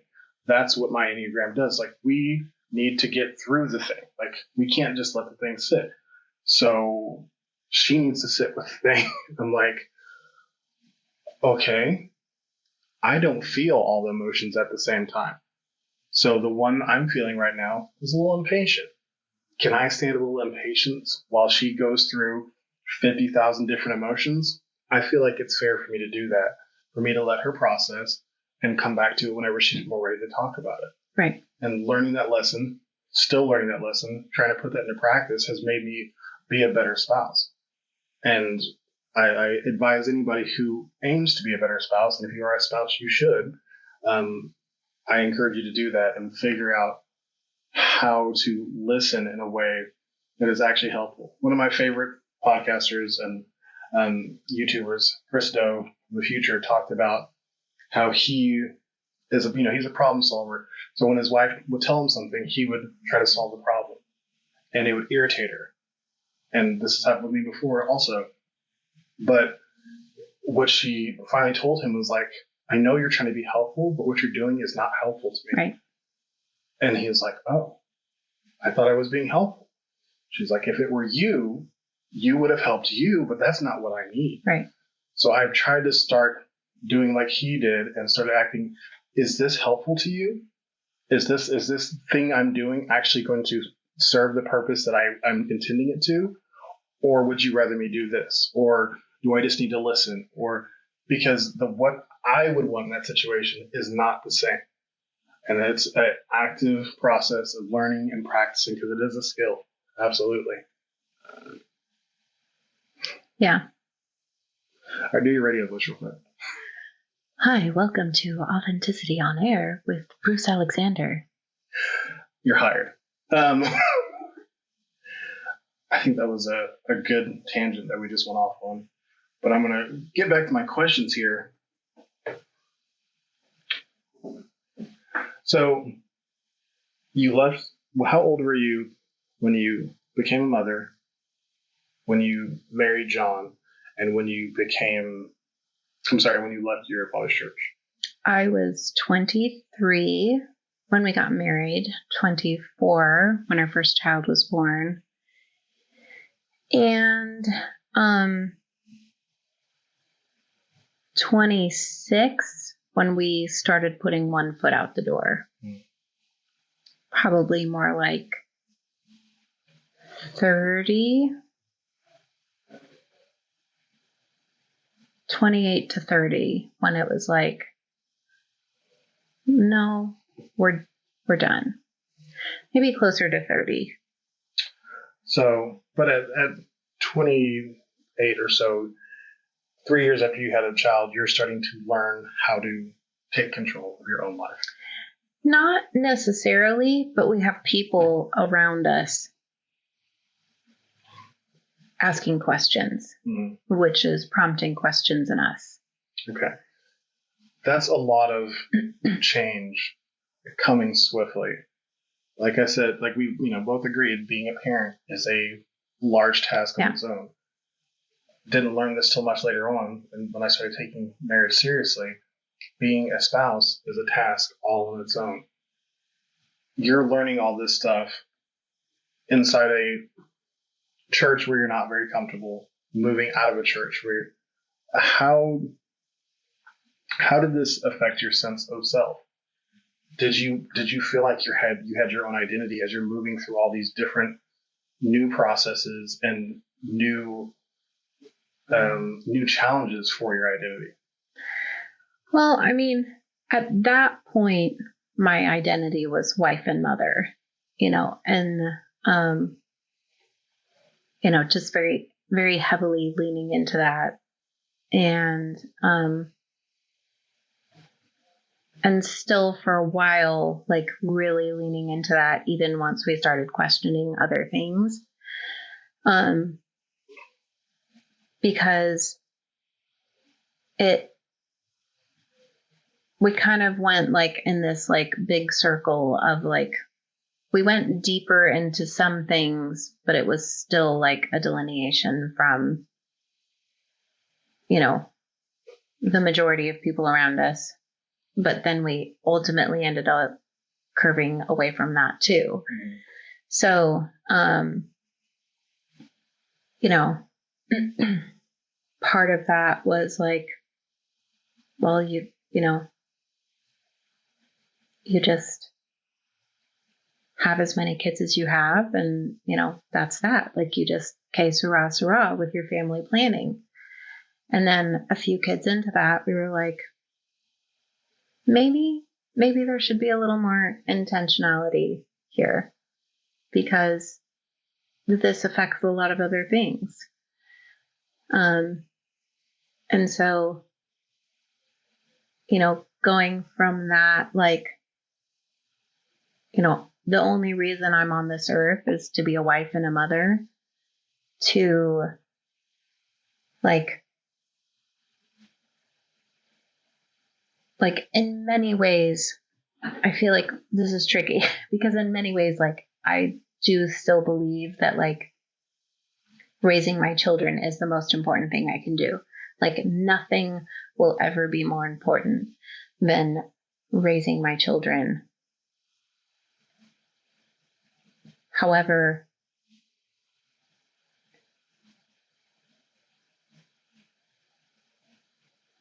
I no longer subscribe to the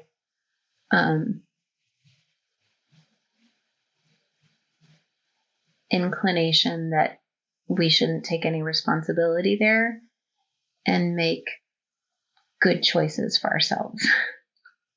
If I'm hearing this right, initially, wife and mother was an internalized label, and now it's more of a purpose. Is that correct? Yeah. I mean, I think, like you didn't have a choice. Like that's just what, women were created to be wives and have children. Like that's just, why women exist. And like, obviously that's still part of who I am. Like being a mother is never not going to be a part of who I am, but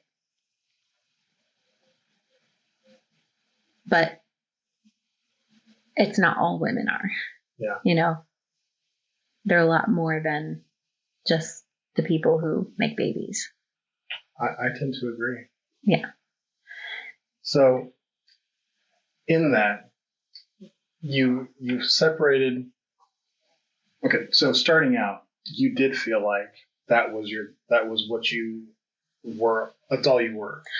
Well, I was even corrected for having ideas outside of that at one point as a young adult. And so you were corrected, but did you actually take on those ideals and actually mentally mentally digest them and make them your own thoughts, so that you were fully indoctrinated into that thought that this is all I'm here for. Yeah. Looking back now, how do you feel like you were able to mentally break away from that kind of thought? I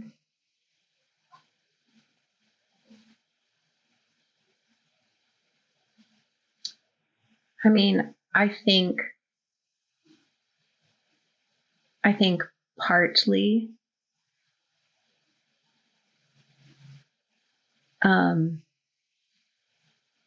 the challenge of it, like I wanted to believe about myself that I could have as many children as I would have, and I would still be a patient, wonderful mother, But when there's actually humans there who are testing that theory, you learn things about yourself. Absolutely. And something I learned about myself is that a limitation was a good choice. And so, I feel like that, like watching my own mental health struggle in hindsight of having 4 children in 5 years was, like for the sake of these people that are already living, like I need to make a good mental health choice to choose to limit myself any further with this, because I need to be the best I can be. And I'm already struggling to do that for these people already here. And so it was more of a necessity then, I think like something that I really like sought out. Do you think some of the stuff we talked about earlier, such as you not sharing your pain, like not speaking your needs out, is remnants of that indoctrination? I mean, I think it more has to do with my family culture than. But weren't they kind of one and the same? I mean, yes, but I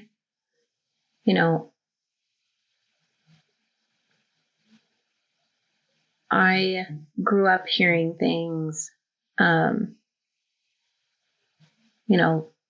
like feelings were a bad thing, like emotions were a bad thing because they affected you, like especially in a decision, or which is true, but sometimes is appropriate and necessary. Like if I'm having negative feelings about a decision, that's not a decision I should make, But it was more so, like if you got emotional about something, like then you couldn't think clearly. Like I can feel something and still think clearly. And some of that is a negative association towards women because they're more emotional, and, women cloud judgment because of their emotions, which is a very inaccurate and narrow thing. But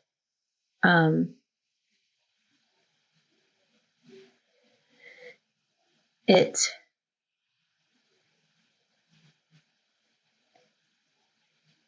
you have to be willing to examine those things. And, it's just,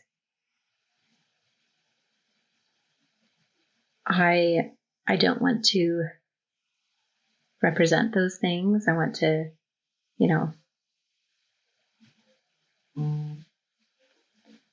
sorry, I had my kids texting me earlier. I'm going to put this down here now. Because it's just my front door notification. Oh, okay.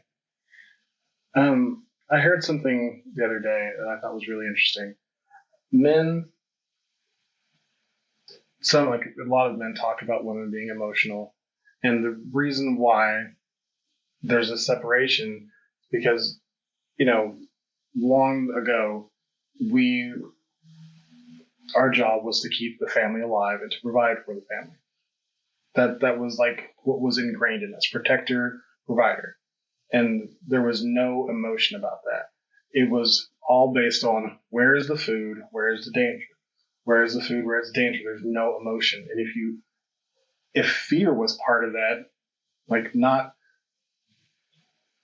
planning, but like fear, like, well, what if I'm afraid there's not going to be food in this area? You might starve because the logic was telling you this is where the food was. While the woman was raising the child, emotion was important. Nurturing, like loving somebody and making sure their needs were taken care of, was the highest priority. As this moved into like modern culture, we hung on to these separate roles, but we as men internalized them into how people view us as protectors and providers. Like that became our emotion, basically. Is if somebody looked at me and said I wasn't providing for my family, then I'm going to react to that more than somebody saying, it looks like you don't love your kids enough. That wasn't the thing that's going to hurt me. Right. And I thought that was really interesting because I do make most of my decisions off of logic, based off of where's the food, where's the danger, what's gonna give our family the best chance at success. And this is why women are better than men, is that doesn't always matter. There is so much more nuance than where is the food, where is the danger. Especially when you're raising a family, there are for us, there are four little people in there who say, where's dad in this? Right. Where's our loving father figure? Where's the joy in our house? Those things are also very important. So, I am not this pusher of traditional family culture where you have to have a mom, you have to have a dad, but I think it's very important to have two parents, right, whom play both sides. Somebody who looks at where's the food, where's the danger, and somebody who looks at where's the joy, and where's the love. And my wife does that for me. She says, hey, you need to check in. Like, I know you're working hard. I know you're trying to figure things out. I know you're trying to build a future, but these kids need you now. And that's hard. Yeah. Being a modern man is hard. To get yanked out of that work word mode into now you need to love these people. Right. You need to actively put your heart out for these people to see it. It's a tough thing. Yeah. Well, America's built for Enneagram 3. They want you to work. Yeah. Absolutely. Because that's how you prove your worth, is how hard you work and what you accomplished. And so that's, being married to an Enneagram 8, a conversation we had this past Sunday, because Sunday is like our family time day. And so he was struggling with the feeling in himself, because he's an 8, that we would be disappointed because he wasn't out accomplishing something. He wasn't doing something for the house or for the family or working on something in the house. And, so I had to say to him, I would be disappointed if you were not present right now, because what I need and what your children need for our family time is for you to be present, because it's not family time if you're not present. And so, but, I think that's another, just emphasizing your point of like learning about ourselves, understanding ourselves, and then being able to communicate that with our partner, who also knows and understands us, to say, hey, like, I know that this is your tendency, that this is the inner voice in you that says you are not doing enough, but you need to tell that voice, it's enough to be with my kids. It's enough to play a game with my kids and show them that I love them, that I'm here, that I'm available, that I'm present, that I care, because when they grow up, they're not going to remember, my children are not going to remember that their dad helped build the Del City Library or the Villa Teresa condos. Like, they're not going to know that. They're going to remember that on a Sunday afternoon, he played basketball with them, or, played Minecraft with them, or, whatever it is that they want to do like that. Those are the things they're going to remember and care about and are going to matter to them. And like, to your point, it's also wild how quickly you can feel the difference when you check in. Like, I've always been good with my oldest two. Like, not always, but since they've been my oldest two, we've been good, because we can talk about things that I like that are kind of childish and that they like that are kind of, grown up. We watch anime together, we play video games. That stuff is easy. The younger two, it was a challenge, because it's like they're not really, my middle one's getting there, but my youngest isn't there. And so instead of proactively finding other ways to connect with them, I was just kind of frozen and waiting for they got to that spot where, like, this is where I'm good. Like, I'm good. As soon as you get here, you'll see I'm a great dad. And Kate pointed out to me, like, what are you waiting for? Like, not in so many words, but she was like, hey, you are not connecting with the younger two. You are just spending all your time on the older two, and you're really great with them. And I appreciate that, but we have 4 kids. And what recently happened was Kate was waking up with our youngest in her ear immediately. And it was driving her crazy, because in her ear immediately and then all day. Yeah. And what I've started to do is take the first part of my day and spend it with her reading books and hanging out. And it's not hard. It's so simple. It's like, hey, grab a book, sit here and read with me for a while, and then we'll read one together. And then we just hang out and we cuddle, and I feel like a different person, both for like my soul and for showing up for my daughter.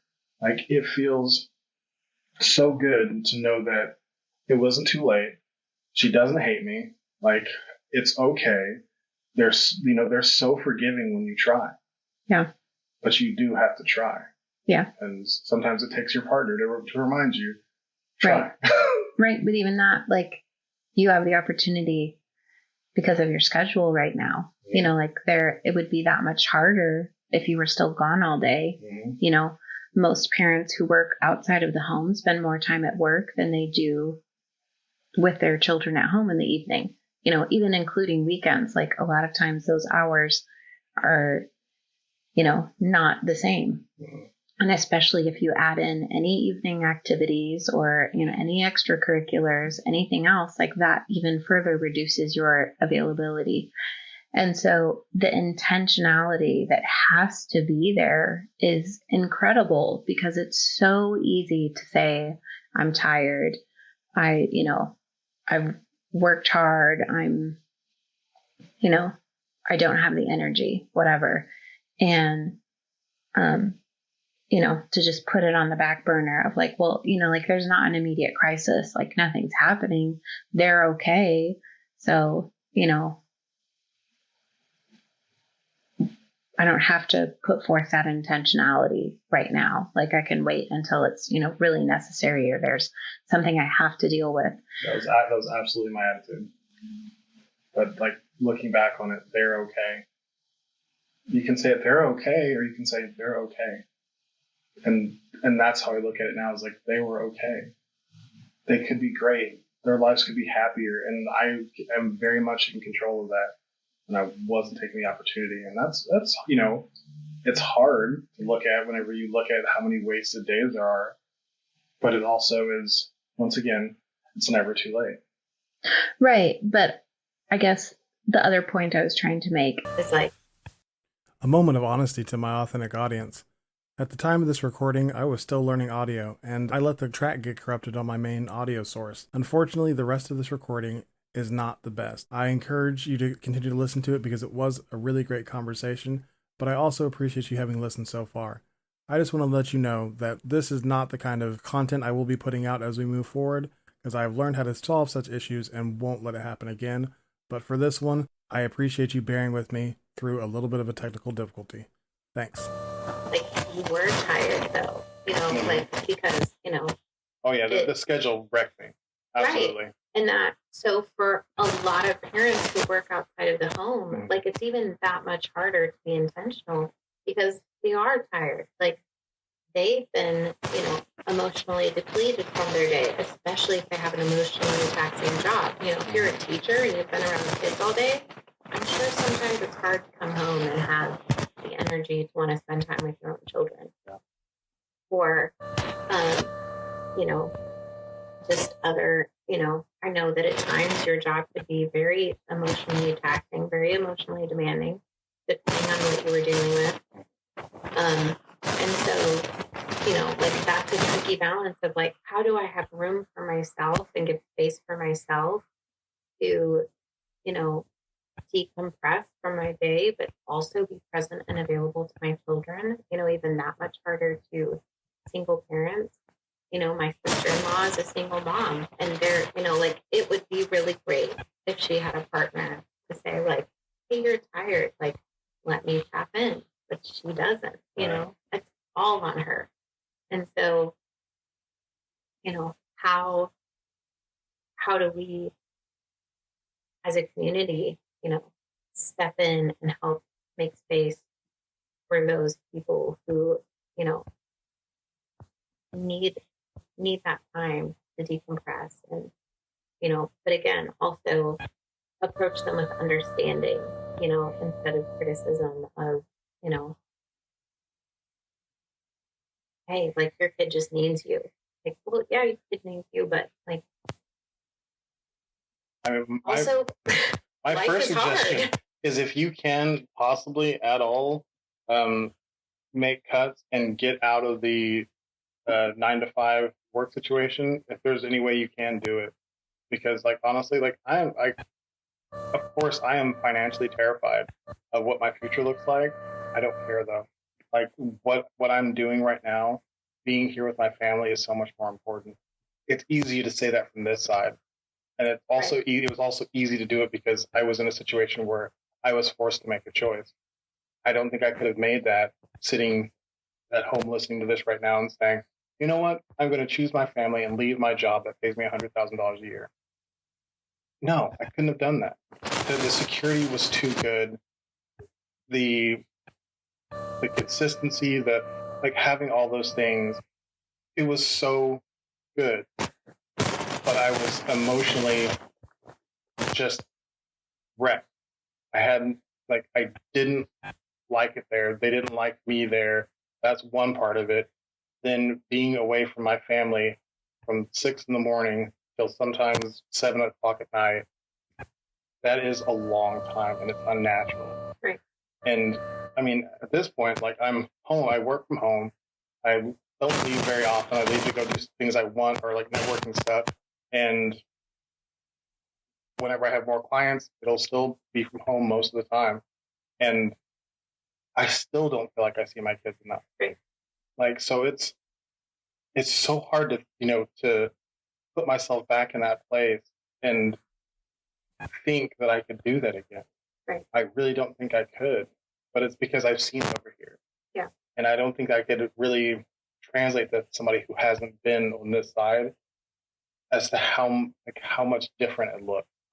Like having the weight of 9 to 5 off your shoulders, being instructed on what to do all of your workday, your time not belonging to you, like all of those things are just emotionally draining. And then trying to come home and be a parent, right? It's a lot, right? I mean, there are ways to cope with it, absolutely, but I would encourage you, if you have a skill or a passion or something that you've been thinking about striking out to do that lets you control your own time and be home more, I would really encourage you to do it. Just because even if it doesn't work out, there's always a job. Like it may not be the job that you love, it may not be, you can always go back to making some money and making ends meet. But these kids are only kids for a while. Right. I feel pompous saying it because it's like, you're doing it. Sure, we were prepared. I'm not going to say I was lucky because she's a financially minded person, budgeted well. We had money saved, and I was in a situation to be able to stay in this transition. Not forever, but for long enough to make something happen or to be able to at least start something different. Right. Like, if I have to go back to some sort of working with somebody else, I know that I can make a decision to do something very different, do some sort of hybrid work, something to where I'm home more, because it has totally changed my view of what is important in this world. Yeah.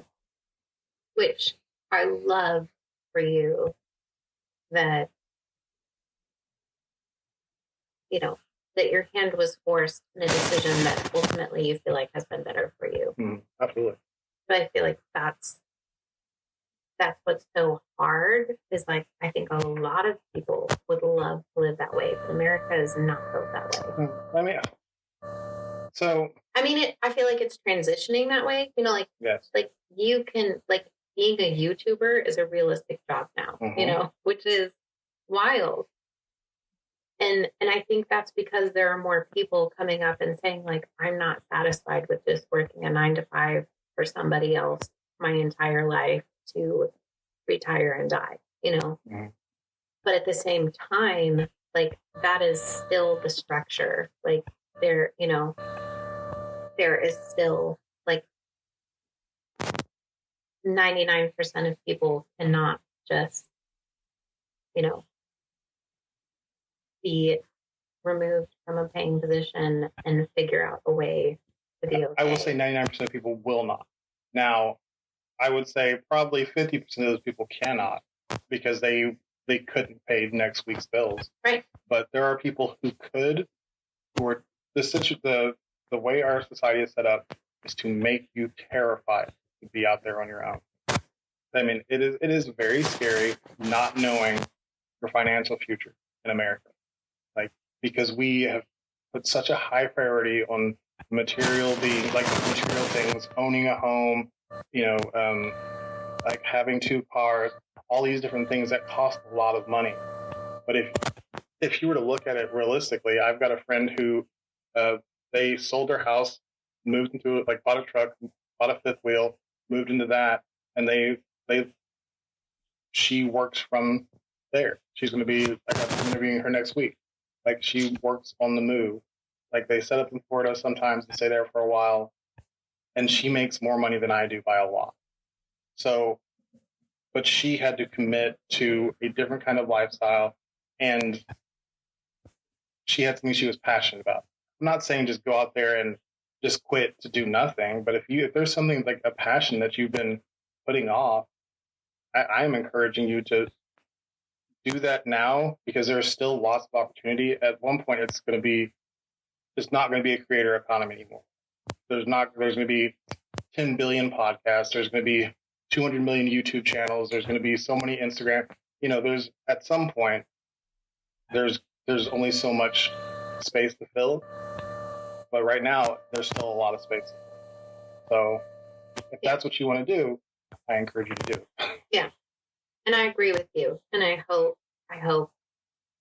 that does become, that the independent economy grows. Mm-hmm. However, I guess I just want to make sure that it is recognized that there is a large swath of people who will not have that opportunity and who will fight and struggle every day of their lives to, mm-hmm.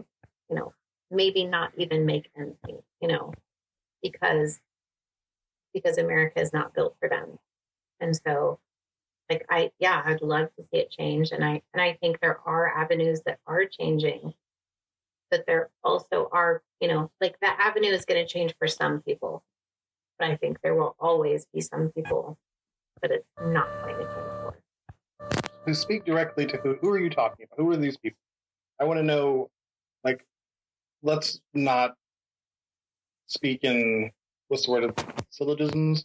Like, just lay it out for me, spell it out. Who are you talking about?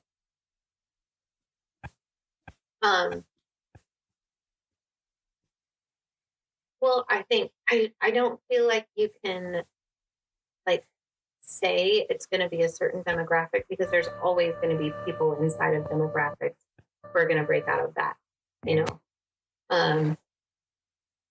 but certainly people in poverty areas, struggling economies, growing up with certain mindsets, or expectations, or even cultures, like, it's going to be harder to, because, like, I'm talking about my own experience of being raised and with certain expectations put on me. But, there's other cultures that have a greater level of that, of where, like,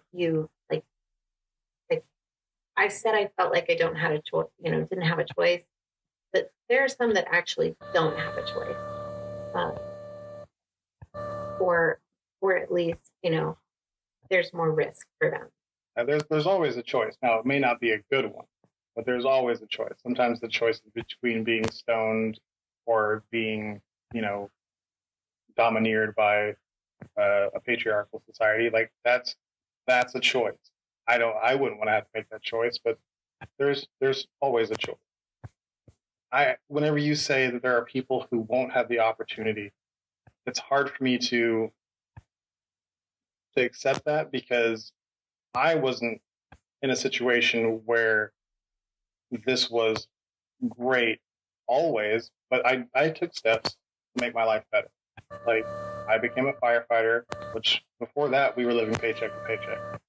And the job, the career, did great things for both my mental state and our financial state, to where I could start doing things to make me a better person, like, educating myself, mental health and wellness, having insurance, taking care of my body, like lots of different things.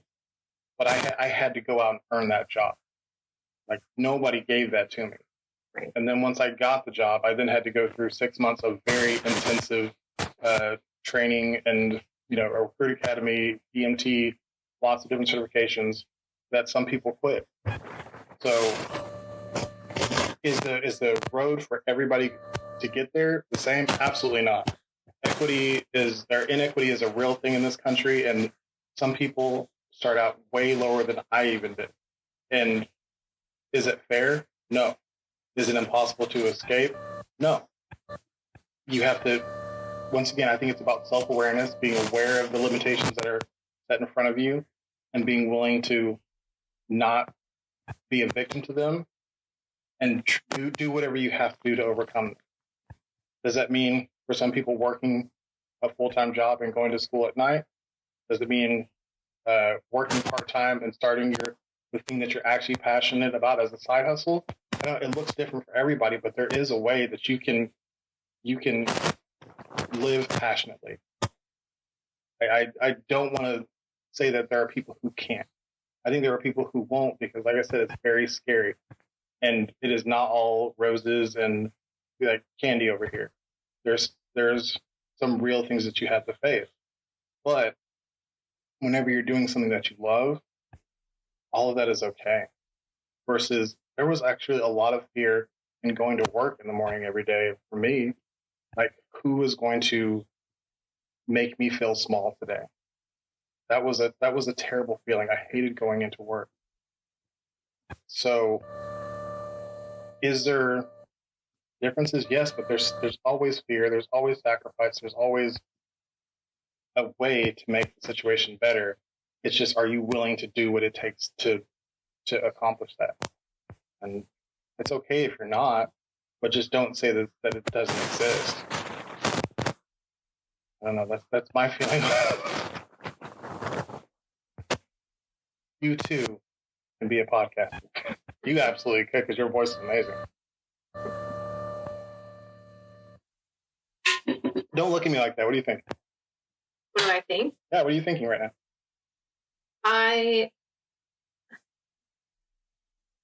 Probably processing. That's probably. I'm processing, and I'm deciding whether or not to say I disagree. You're more than welcome to disagree. No, I know, but I'm actually deciding because on the one hand, I absolutely agree with you. On the other hand, okay, what about our differently abled community? What about our persons experiencing homelessness? What about, our illegal immigrants? What about even legal immigrants? What about, again, like I know that there's exceptions in those demographics, but I also know, that the mountain is that much taller for them, I guess. What I will say is, there is no ICE at YouTube. Nobody's coming to check your papers if you're trying to be a creator.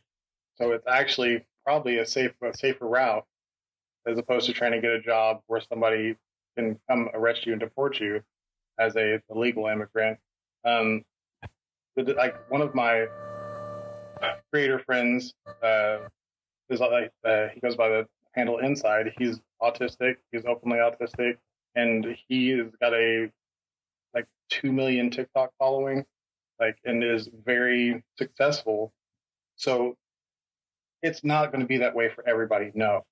And, I did preface by saying that I even gave 50% of people who can't do it because of the ability to make the paycheck. But it's really hard for me to accept that there isn't some way that you can make it happen, if that's what you want to do. I don't think that if you are if your situation is so entrenched in your disability that you can't do it, it's probably not something that you were trying or thinking about doing anyway. You were probably thinking about the pain that you were dealing with today, or the dealing with the different bureaucracies you have to deal with on a daily basis just to get the things that you need. Like, it's probably not on your mind. You probably don't have the mental space. But if it's something that you want to do, if there's a passion that you're to think, well, like, I don't think I can, I disagree. So it's not everybody. It's people who are saying, I don't think I can go after my dream because of this. I hear you. So it's definitely qualifying. It's not everybody in the entire world can go do the thing. Right. But it's the people who are dreaming and making an excuse. Right. Right. And you are on the side of wanting to inspire those people. Absolutely. And tell them that they can do that. You absolutely can do it. And also, I, once again, freely admit that I was forced to make the decision to leave my job. Yeah. Like, I did not make the decision easily. And I'm not saying it would be easy for anybody to make that decision. Yeah. It is not. I had been thinking about doing my own thing since I got on the fire department, not necessarily, but doing something else, but my own thing for the last couple of years before I left. But being on the other side, I definitely want to let people know that there is a way if you're willing to work hard. And that is not pull yourself up by your bootstraps, because I know there are people who don't have bootstraps, but there are avenues to find or make bootstraps. I hear you. Yeah. It's just knowing your situation and then knowing the mountain you have to overcome and saying, I want it anyway. Yeah. Yeah. So my answer is, I don't agree with you. Okay. But I had to do some backpedaling there. So. Well, no. I think it's that you're coming from your perspective, who you are, mm-hmm. and wanting to say, hey, like, you can do this. Like, I did this and I didn't even have the choice. And I think that's important. Yeah. I think that's important for people to hear. I think those inspirations are important.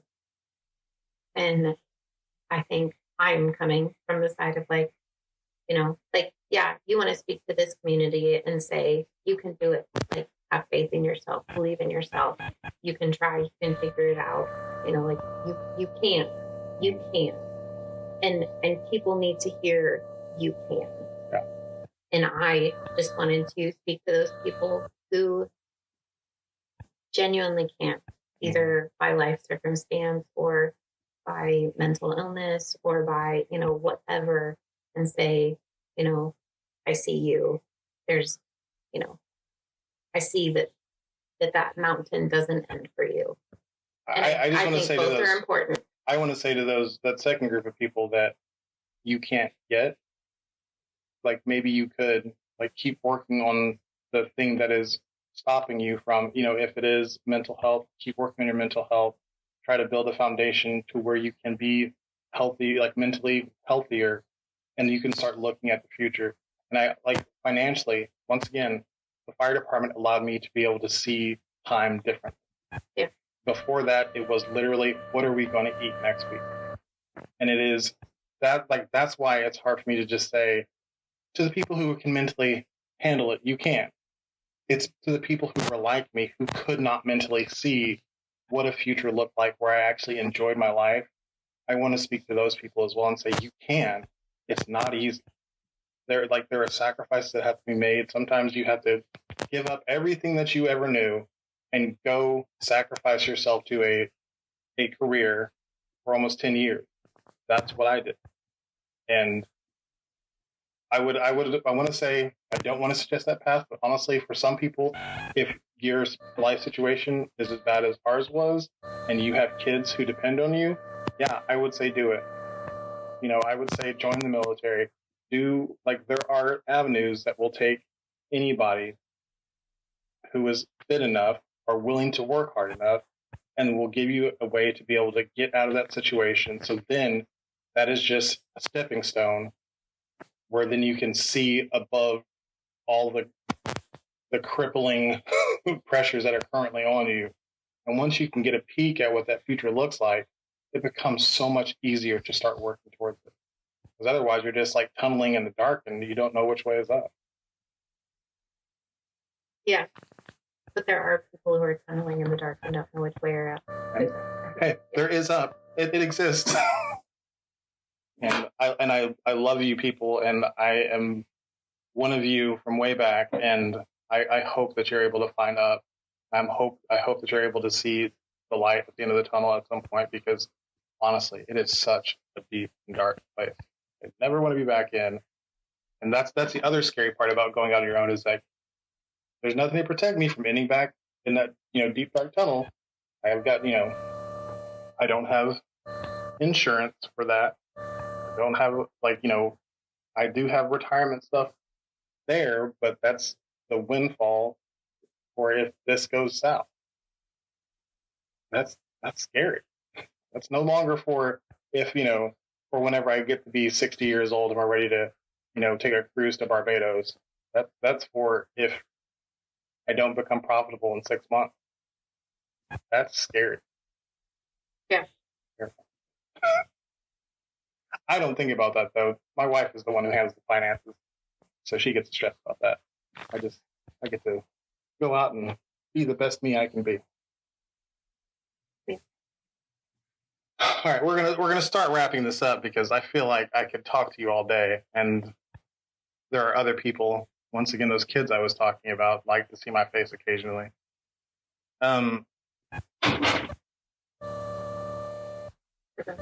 Ghost has decided he wants to re-enter the chat. Just leave it cracked, so if he decides to leave again. Thank you. Ghost has entered the room. Anyways, I write all these questions. Like, I usually write about 20 questions per guest, and I usually ask maybe 6 of them. Yeah. I want to be prepared. I want to have a place to go in case the conversation doesn't actually just happen. But most of the time it just does. And I love that about this format.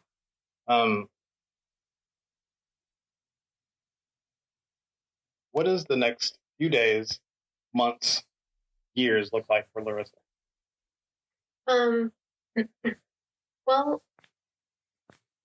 we just started our journey with competitive gymnastics, and that's a big commitment that, you don't know where it's ending. They may do it for a year and be like, man, I want to do recreational again. Like, that was too much work.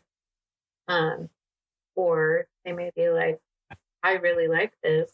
Like, I, want to grow, and I want to go to an even, more advanced competitive gym. And, so there's that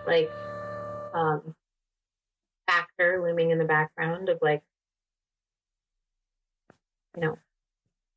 that dictates a certain portion of our lives, because we want to make that happen for them. Then, we're looking to move, hopefully within the next year. We'd like to downsize, because the country's been fun, but it's a lot of work. It's a lot of upkeep. Certain times of the year, it doesn't really feel like there's room for anything else, because there's so much upkeep that has to be done. Which, is great, and we've enjoyed it, but we'd like to make room for different adventures, because the thing we would like to do is make more room for traveling. And so, I'm not sure where we're going to end up or how that's going to go, but that's kind of the goal. So, yeah. I asked that because we were talking about the dream, chasing your thing. You've got a lot of talent. Besides being the person who knows something about randomly everything, you are also an artist. And like I said, you could do so many different things with your voice. You could do, voice audiobooks or whatever. Is there anything that you dream for you?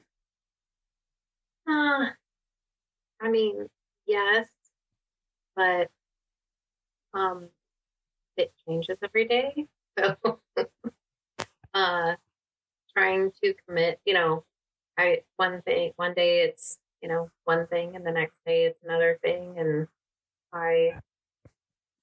I've never been able to pick one thing that's like, yes, that's the thing that I want to run into for the rest of my life. Mm-hmm. Because I, also have ADHD, and so I will hyper focus on something for a couple of weeks and it'll be great. And I think like, man, I could do this forever. And then in 2 months, I'm like, I don't know who bought all these plants in the house. Like, I don't know why there's 80 plants in my living room. Like, that was a different person who was here, and she does not live here anymore.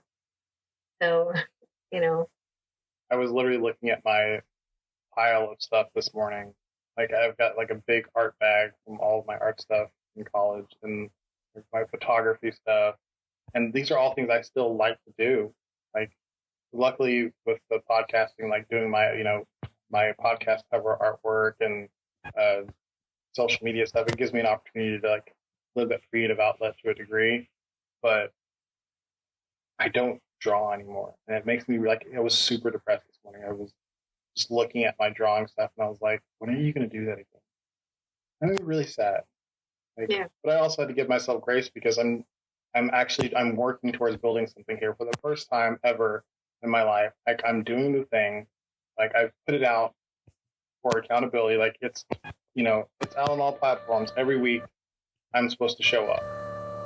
And I enjoy doing it, but there's no wiggle room in that. There's no, if I want to actually do this, I can't say, well, I'm just going to take this week. Right. I can't just not record episodes anymore. Like, then you don't have a podcast. Like, if you stop making episodes, you're not a podcast. Yeah. So in this one, I'm like, okay, you're doing something. You've chosen a thing and you're doing it. And that feels good. Looking at the other stuff I'm not doing feels bad. Yeah. But then I remember, you're doing something, you're really doing it. Like, whenever I was drawing some, taking pictures some, I was, doing graphic design some, like I was doing all these different things. I'm really doing this. And I will be coaching. But I feel like it's very similar.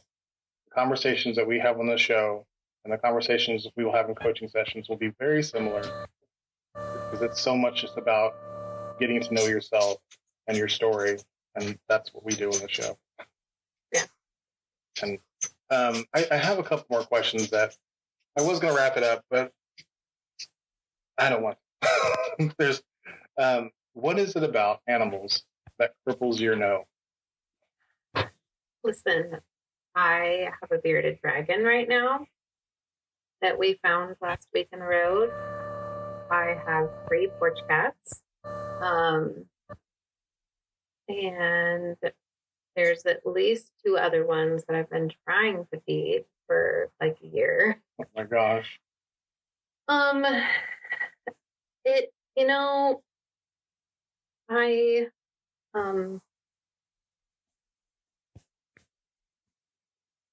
There's this something in me that I can't look at suffering and look away no matter who it is. So, I stopped for turtles to move them out of the road, and I, during spring, even went through a phase where I had to stop if I saw a dead possum and check its pouch for baby, because I couldn't handle the thought, because we had that happen in our backyard.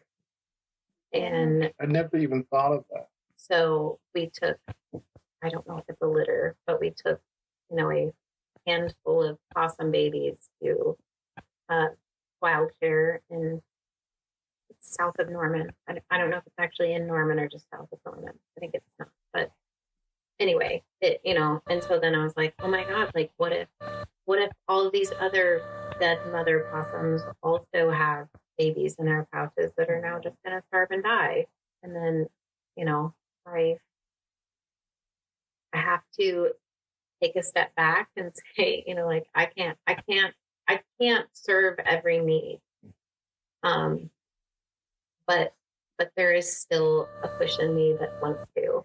And It's those feelings in 4D. Yeah. I'm going to make you a shirt because it works on so many levels because you're a 4, but it also is 4-dimension type of feeling. But, one of the kittens on our porch, I'm pretty sure I've never seen it until like 10 days ago. And it's very friendly. So I don't think it ended up out there by accident. Mm-hmm. But it, it's so skinny. You can see its hip bones like pointy, sticking out from it. And yet it, and it, like, it's not that cat's fault that, it got lost in the woods. So, like, I could just ignore the starving cat, or I can put some extra food out for it, just like, it's not that hard to put food on the porch for this cat. And I've contacted some rescues to see if we can get it adopted because it's very sweet. And it's a young female, so unless it's spayed, then it's just going to perpetuate the cycle. Mm-hmm. There's a kitten that hangs around it that I'm not sure if it's kitten or not, or if they just are, abandoned buddies.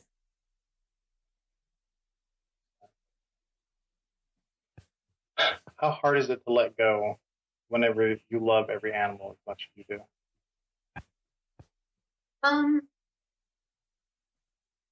Not always that hard. I have my favorites.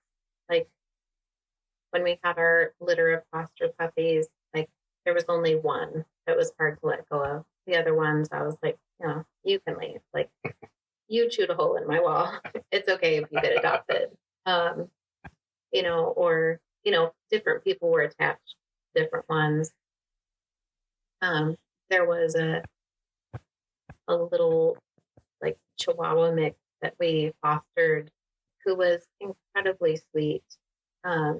She was so sweet. But I could not go to the bathroom without her scratching on the door. And I was like, I've already made it through the stage of like children, not being able to go to the bathroom without somebody knocking on the door. And like, I cannot live with a dog that's going to do that to me. So like, as sweet as she was, and like my kids cried when she got adopted, but like, I just couldn't live with that. And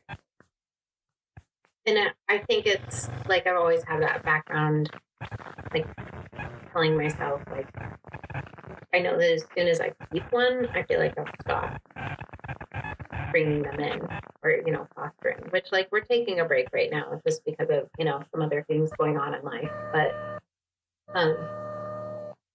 there's one that I regret letting get adopted. And like still to this day, like we talk about our Griffle and how we should have kept him. Like he was the one we should have kept. But the one that got away. Yeah. You have a special heart. Okay. On that special heart, this is a tough one. So you were subpoenaed to testify against your own brother on a matter that was not up for discussion specifically. But can you tell me what it was like to be pitted against the person that you spent most of your young life with? Yeah. So I think the hardest part is that I'm not sure if he understands that when I was subpoenaed, it means I didn't have a choice, because like I would have rather not,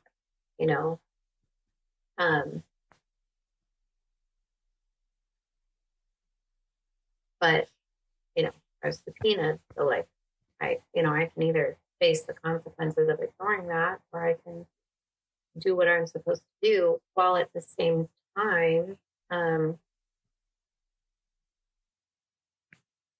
wanting what was right to be done.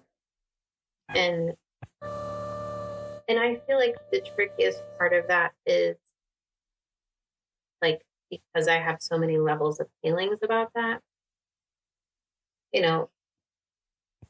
there's part of me that is happy about the way it happened, and there's part of me that will always hate the way it happened and regret it. And also, you know, the way that, you know, the questions I got asked, you know, only allowed for certain answers. And so in some ways it felt hard to be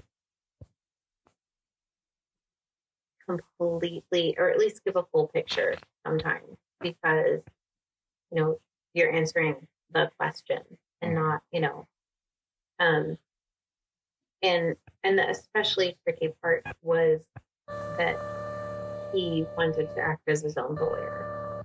So when I got cross-examined, it was by him. And so, like, having to, you know, answer to him, you know, about questions that, like, I mean, for one, like, I don't want to talk about in front of a room full of people, was very uncomfortable. And again, like, it's not,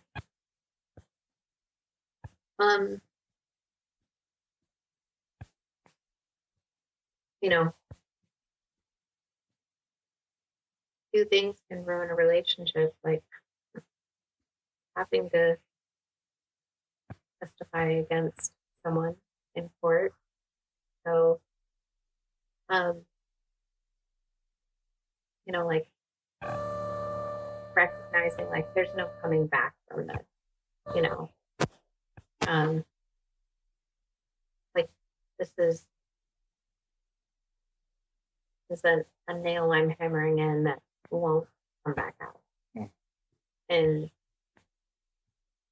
having, you know, part of me wants to be there because there are certain things that I believe are right about it, but also, you know, it's just a limited system.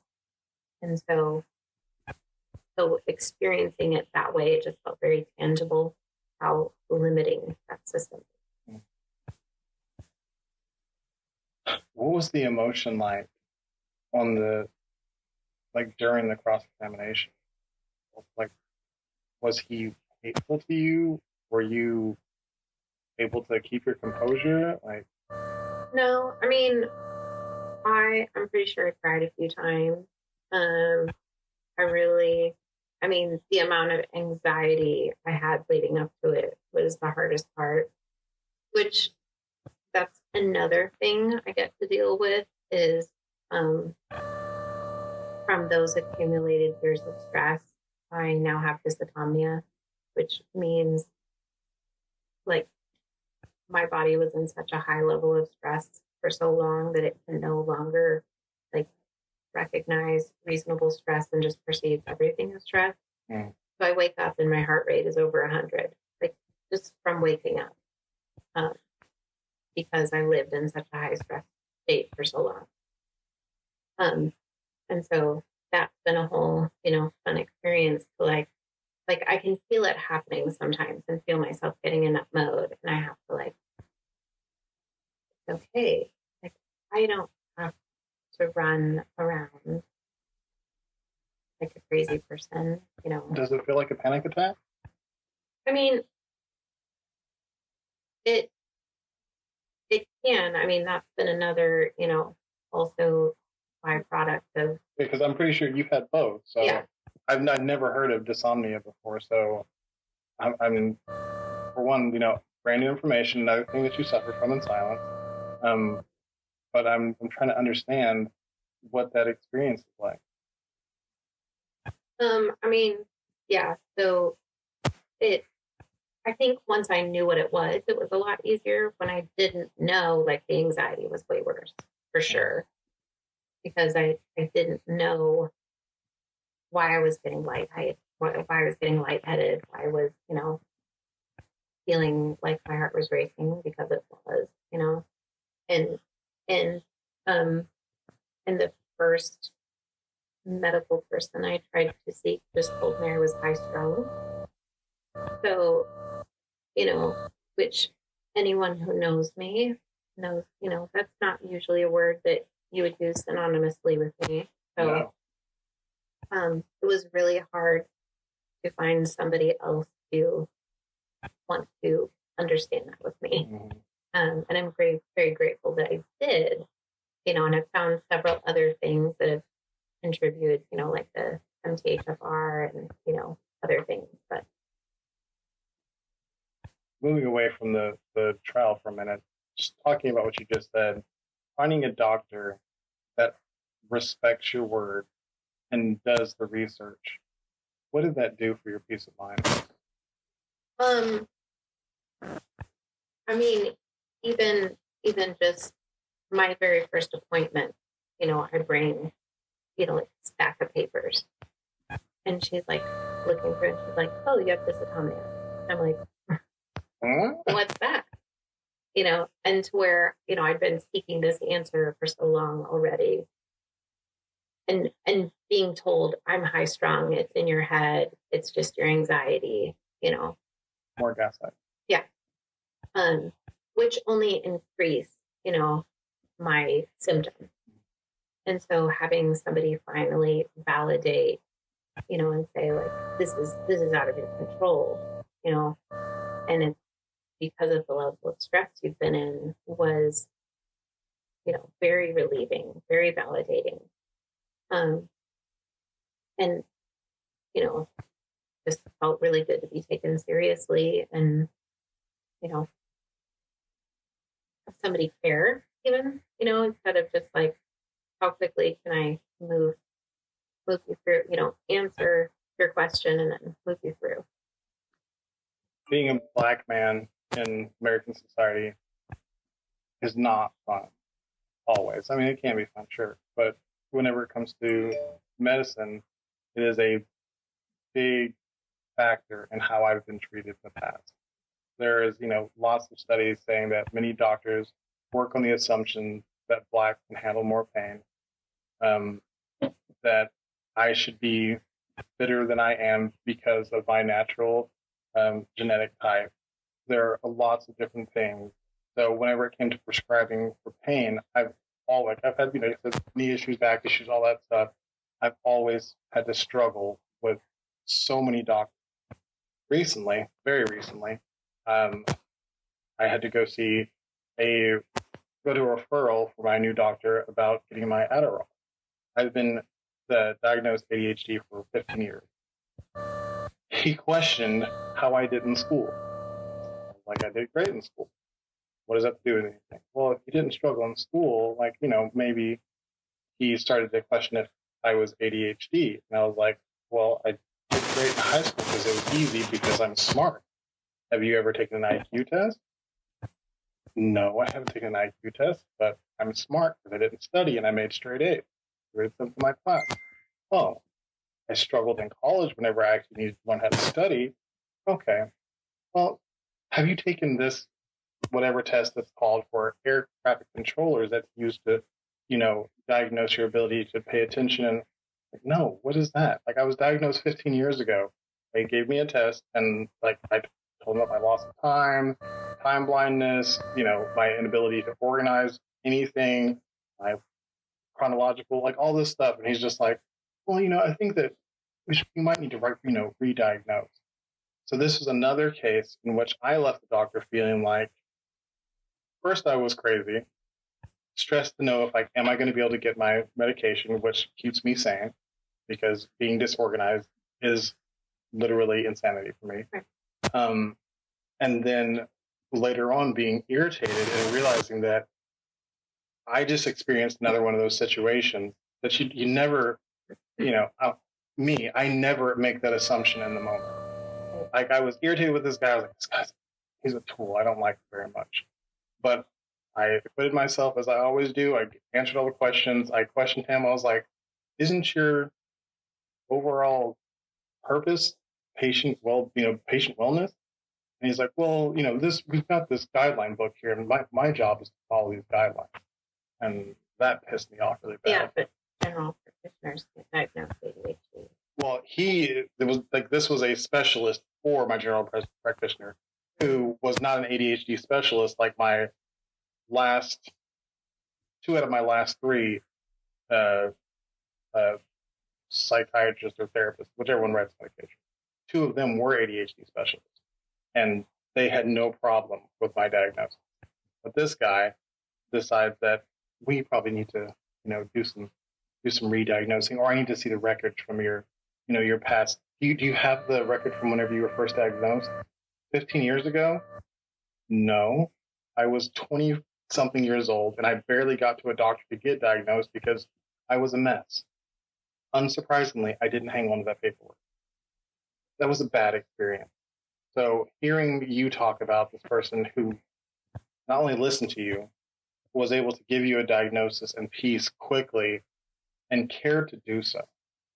Like, the power of people in medical positions caring is so, sometimes I really feel like they have no idea how much power they hold.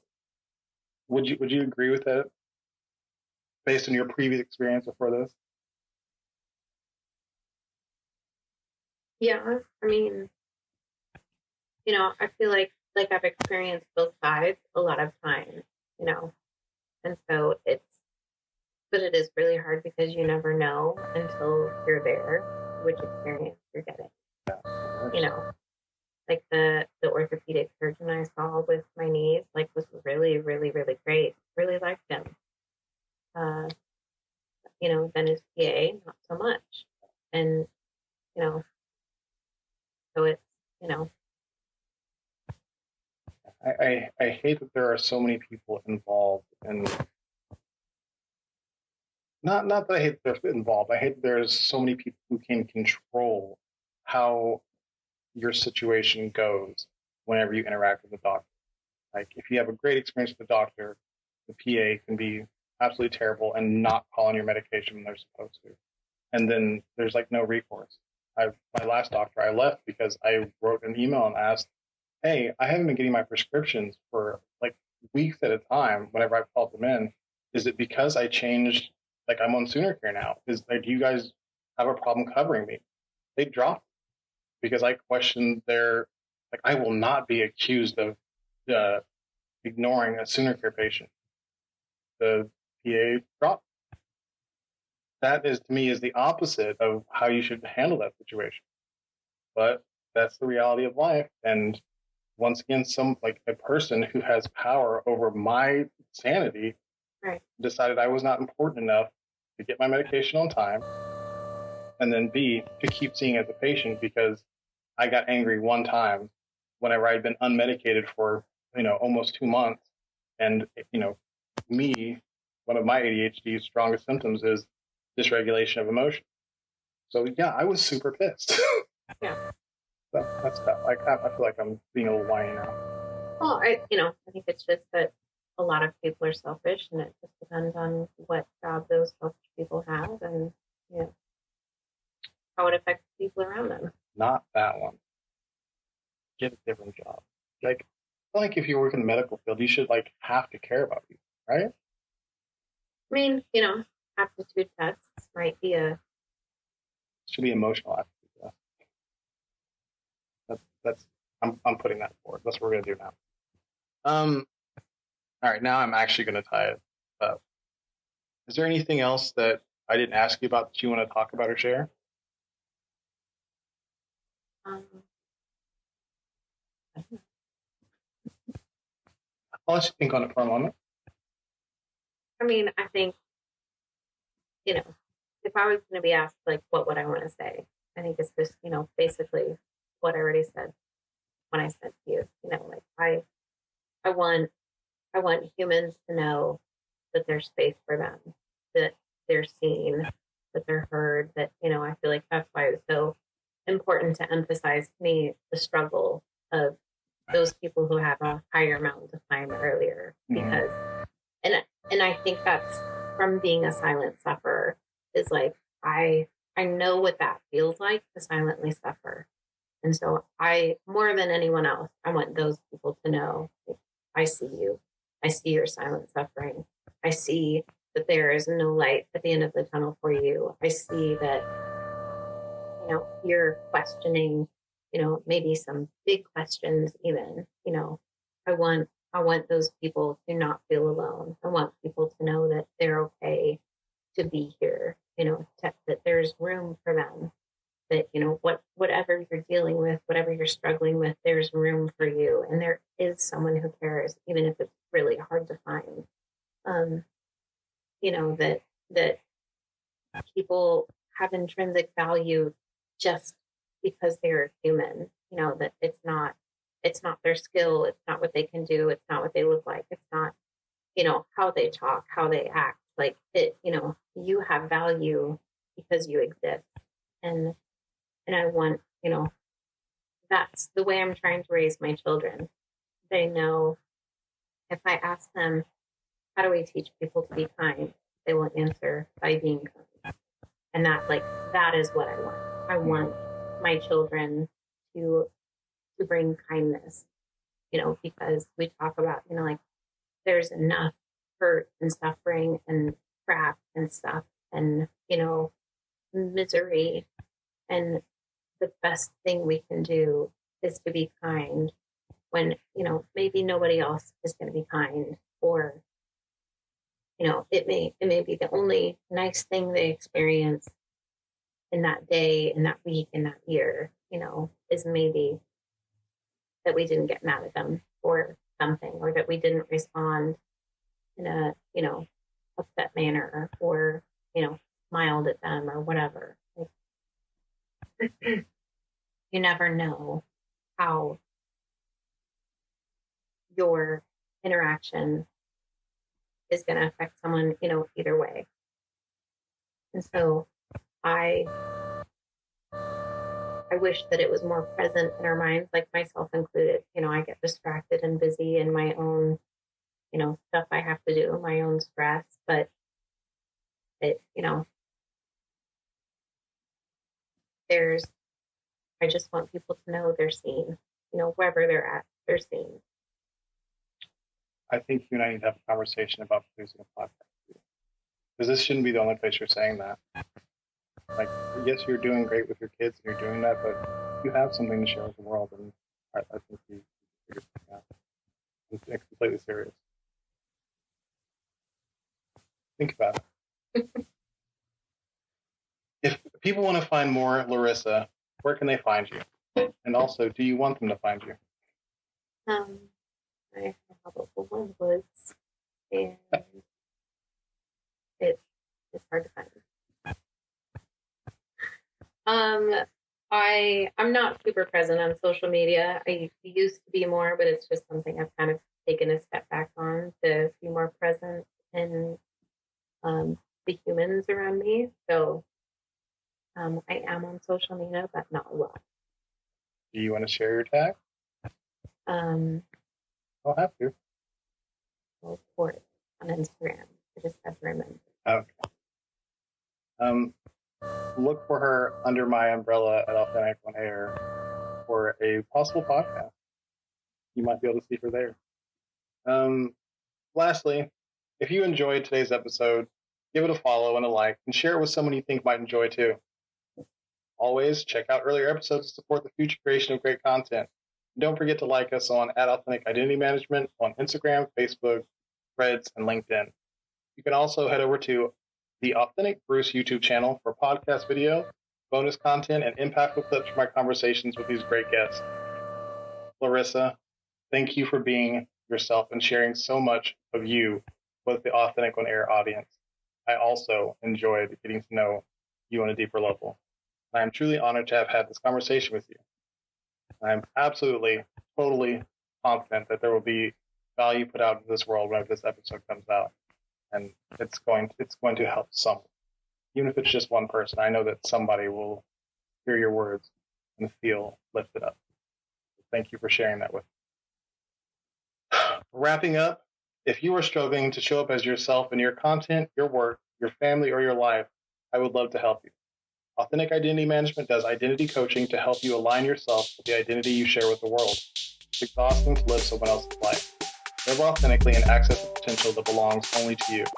You can contact me on social or email Bruce at authenticidentitymanagement.com for a free 30-minute consultation. Thank you again to Larissa for being here. That is it for today's episode. Until next time, be yourself and love yourself. Bye, everybody.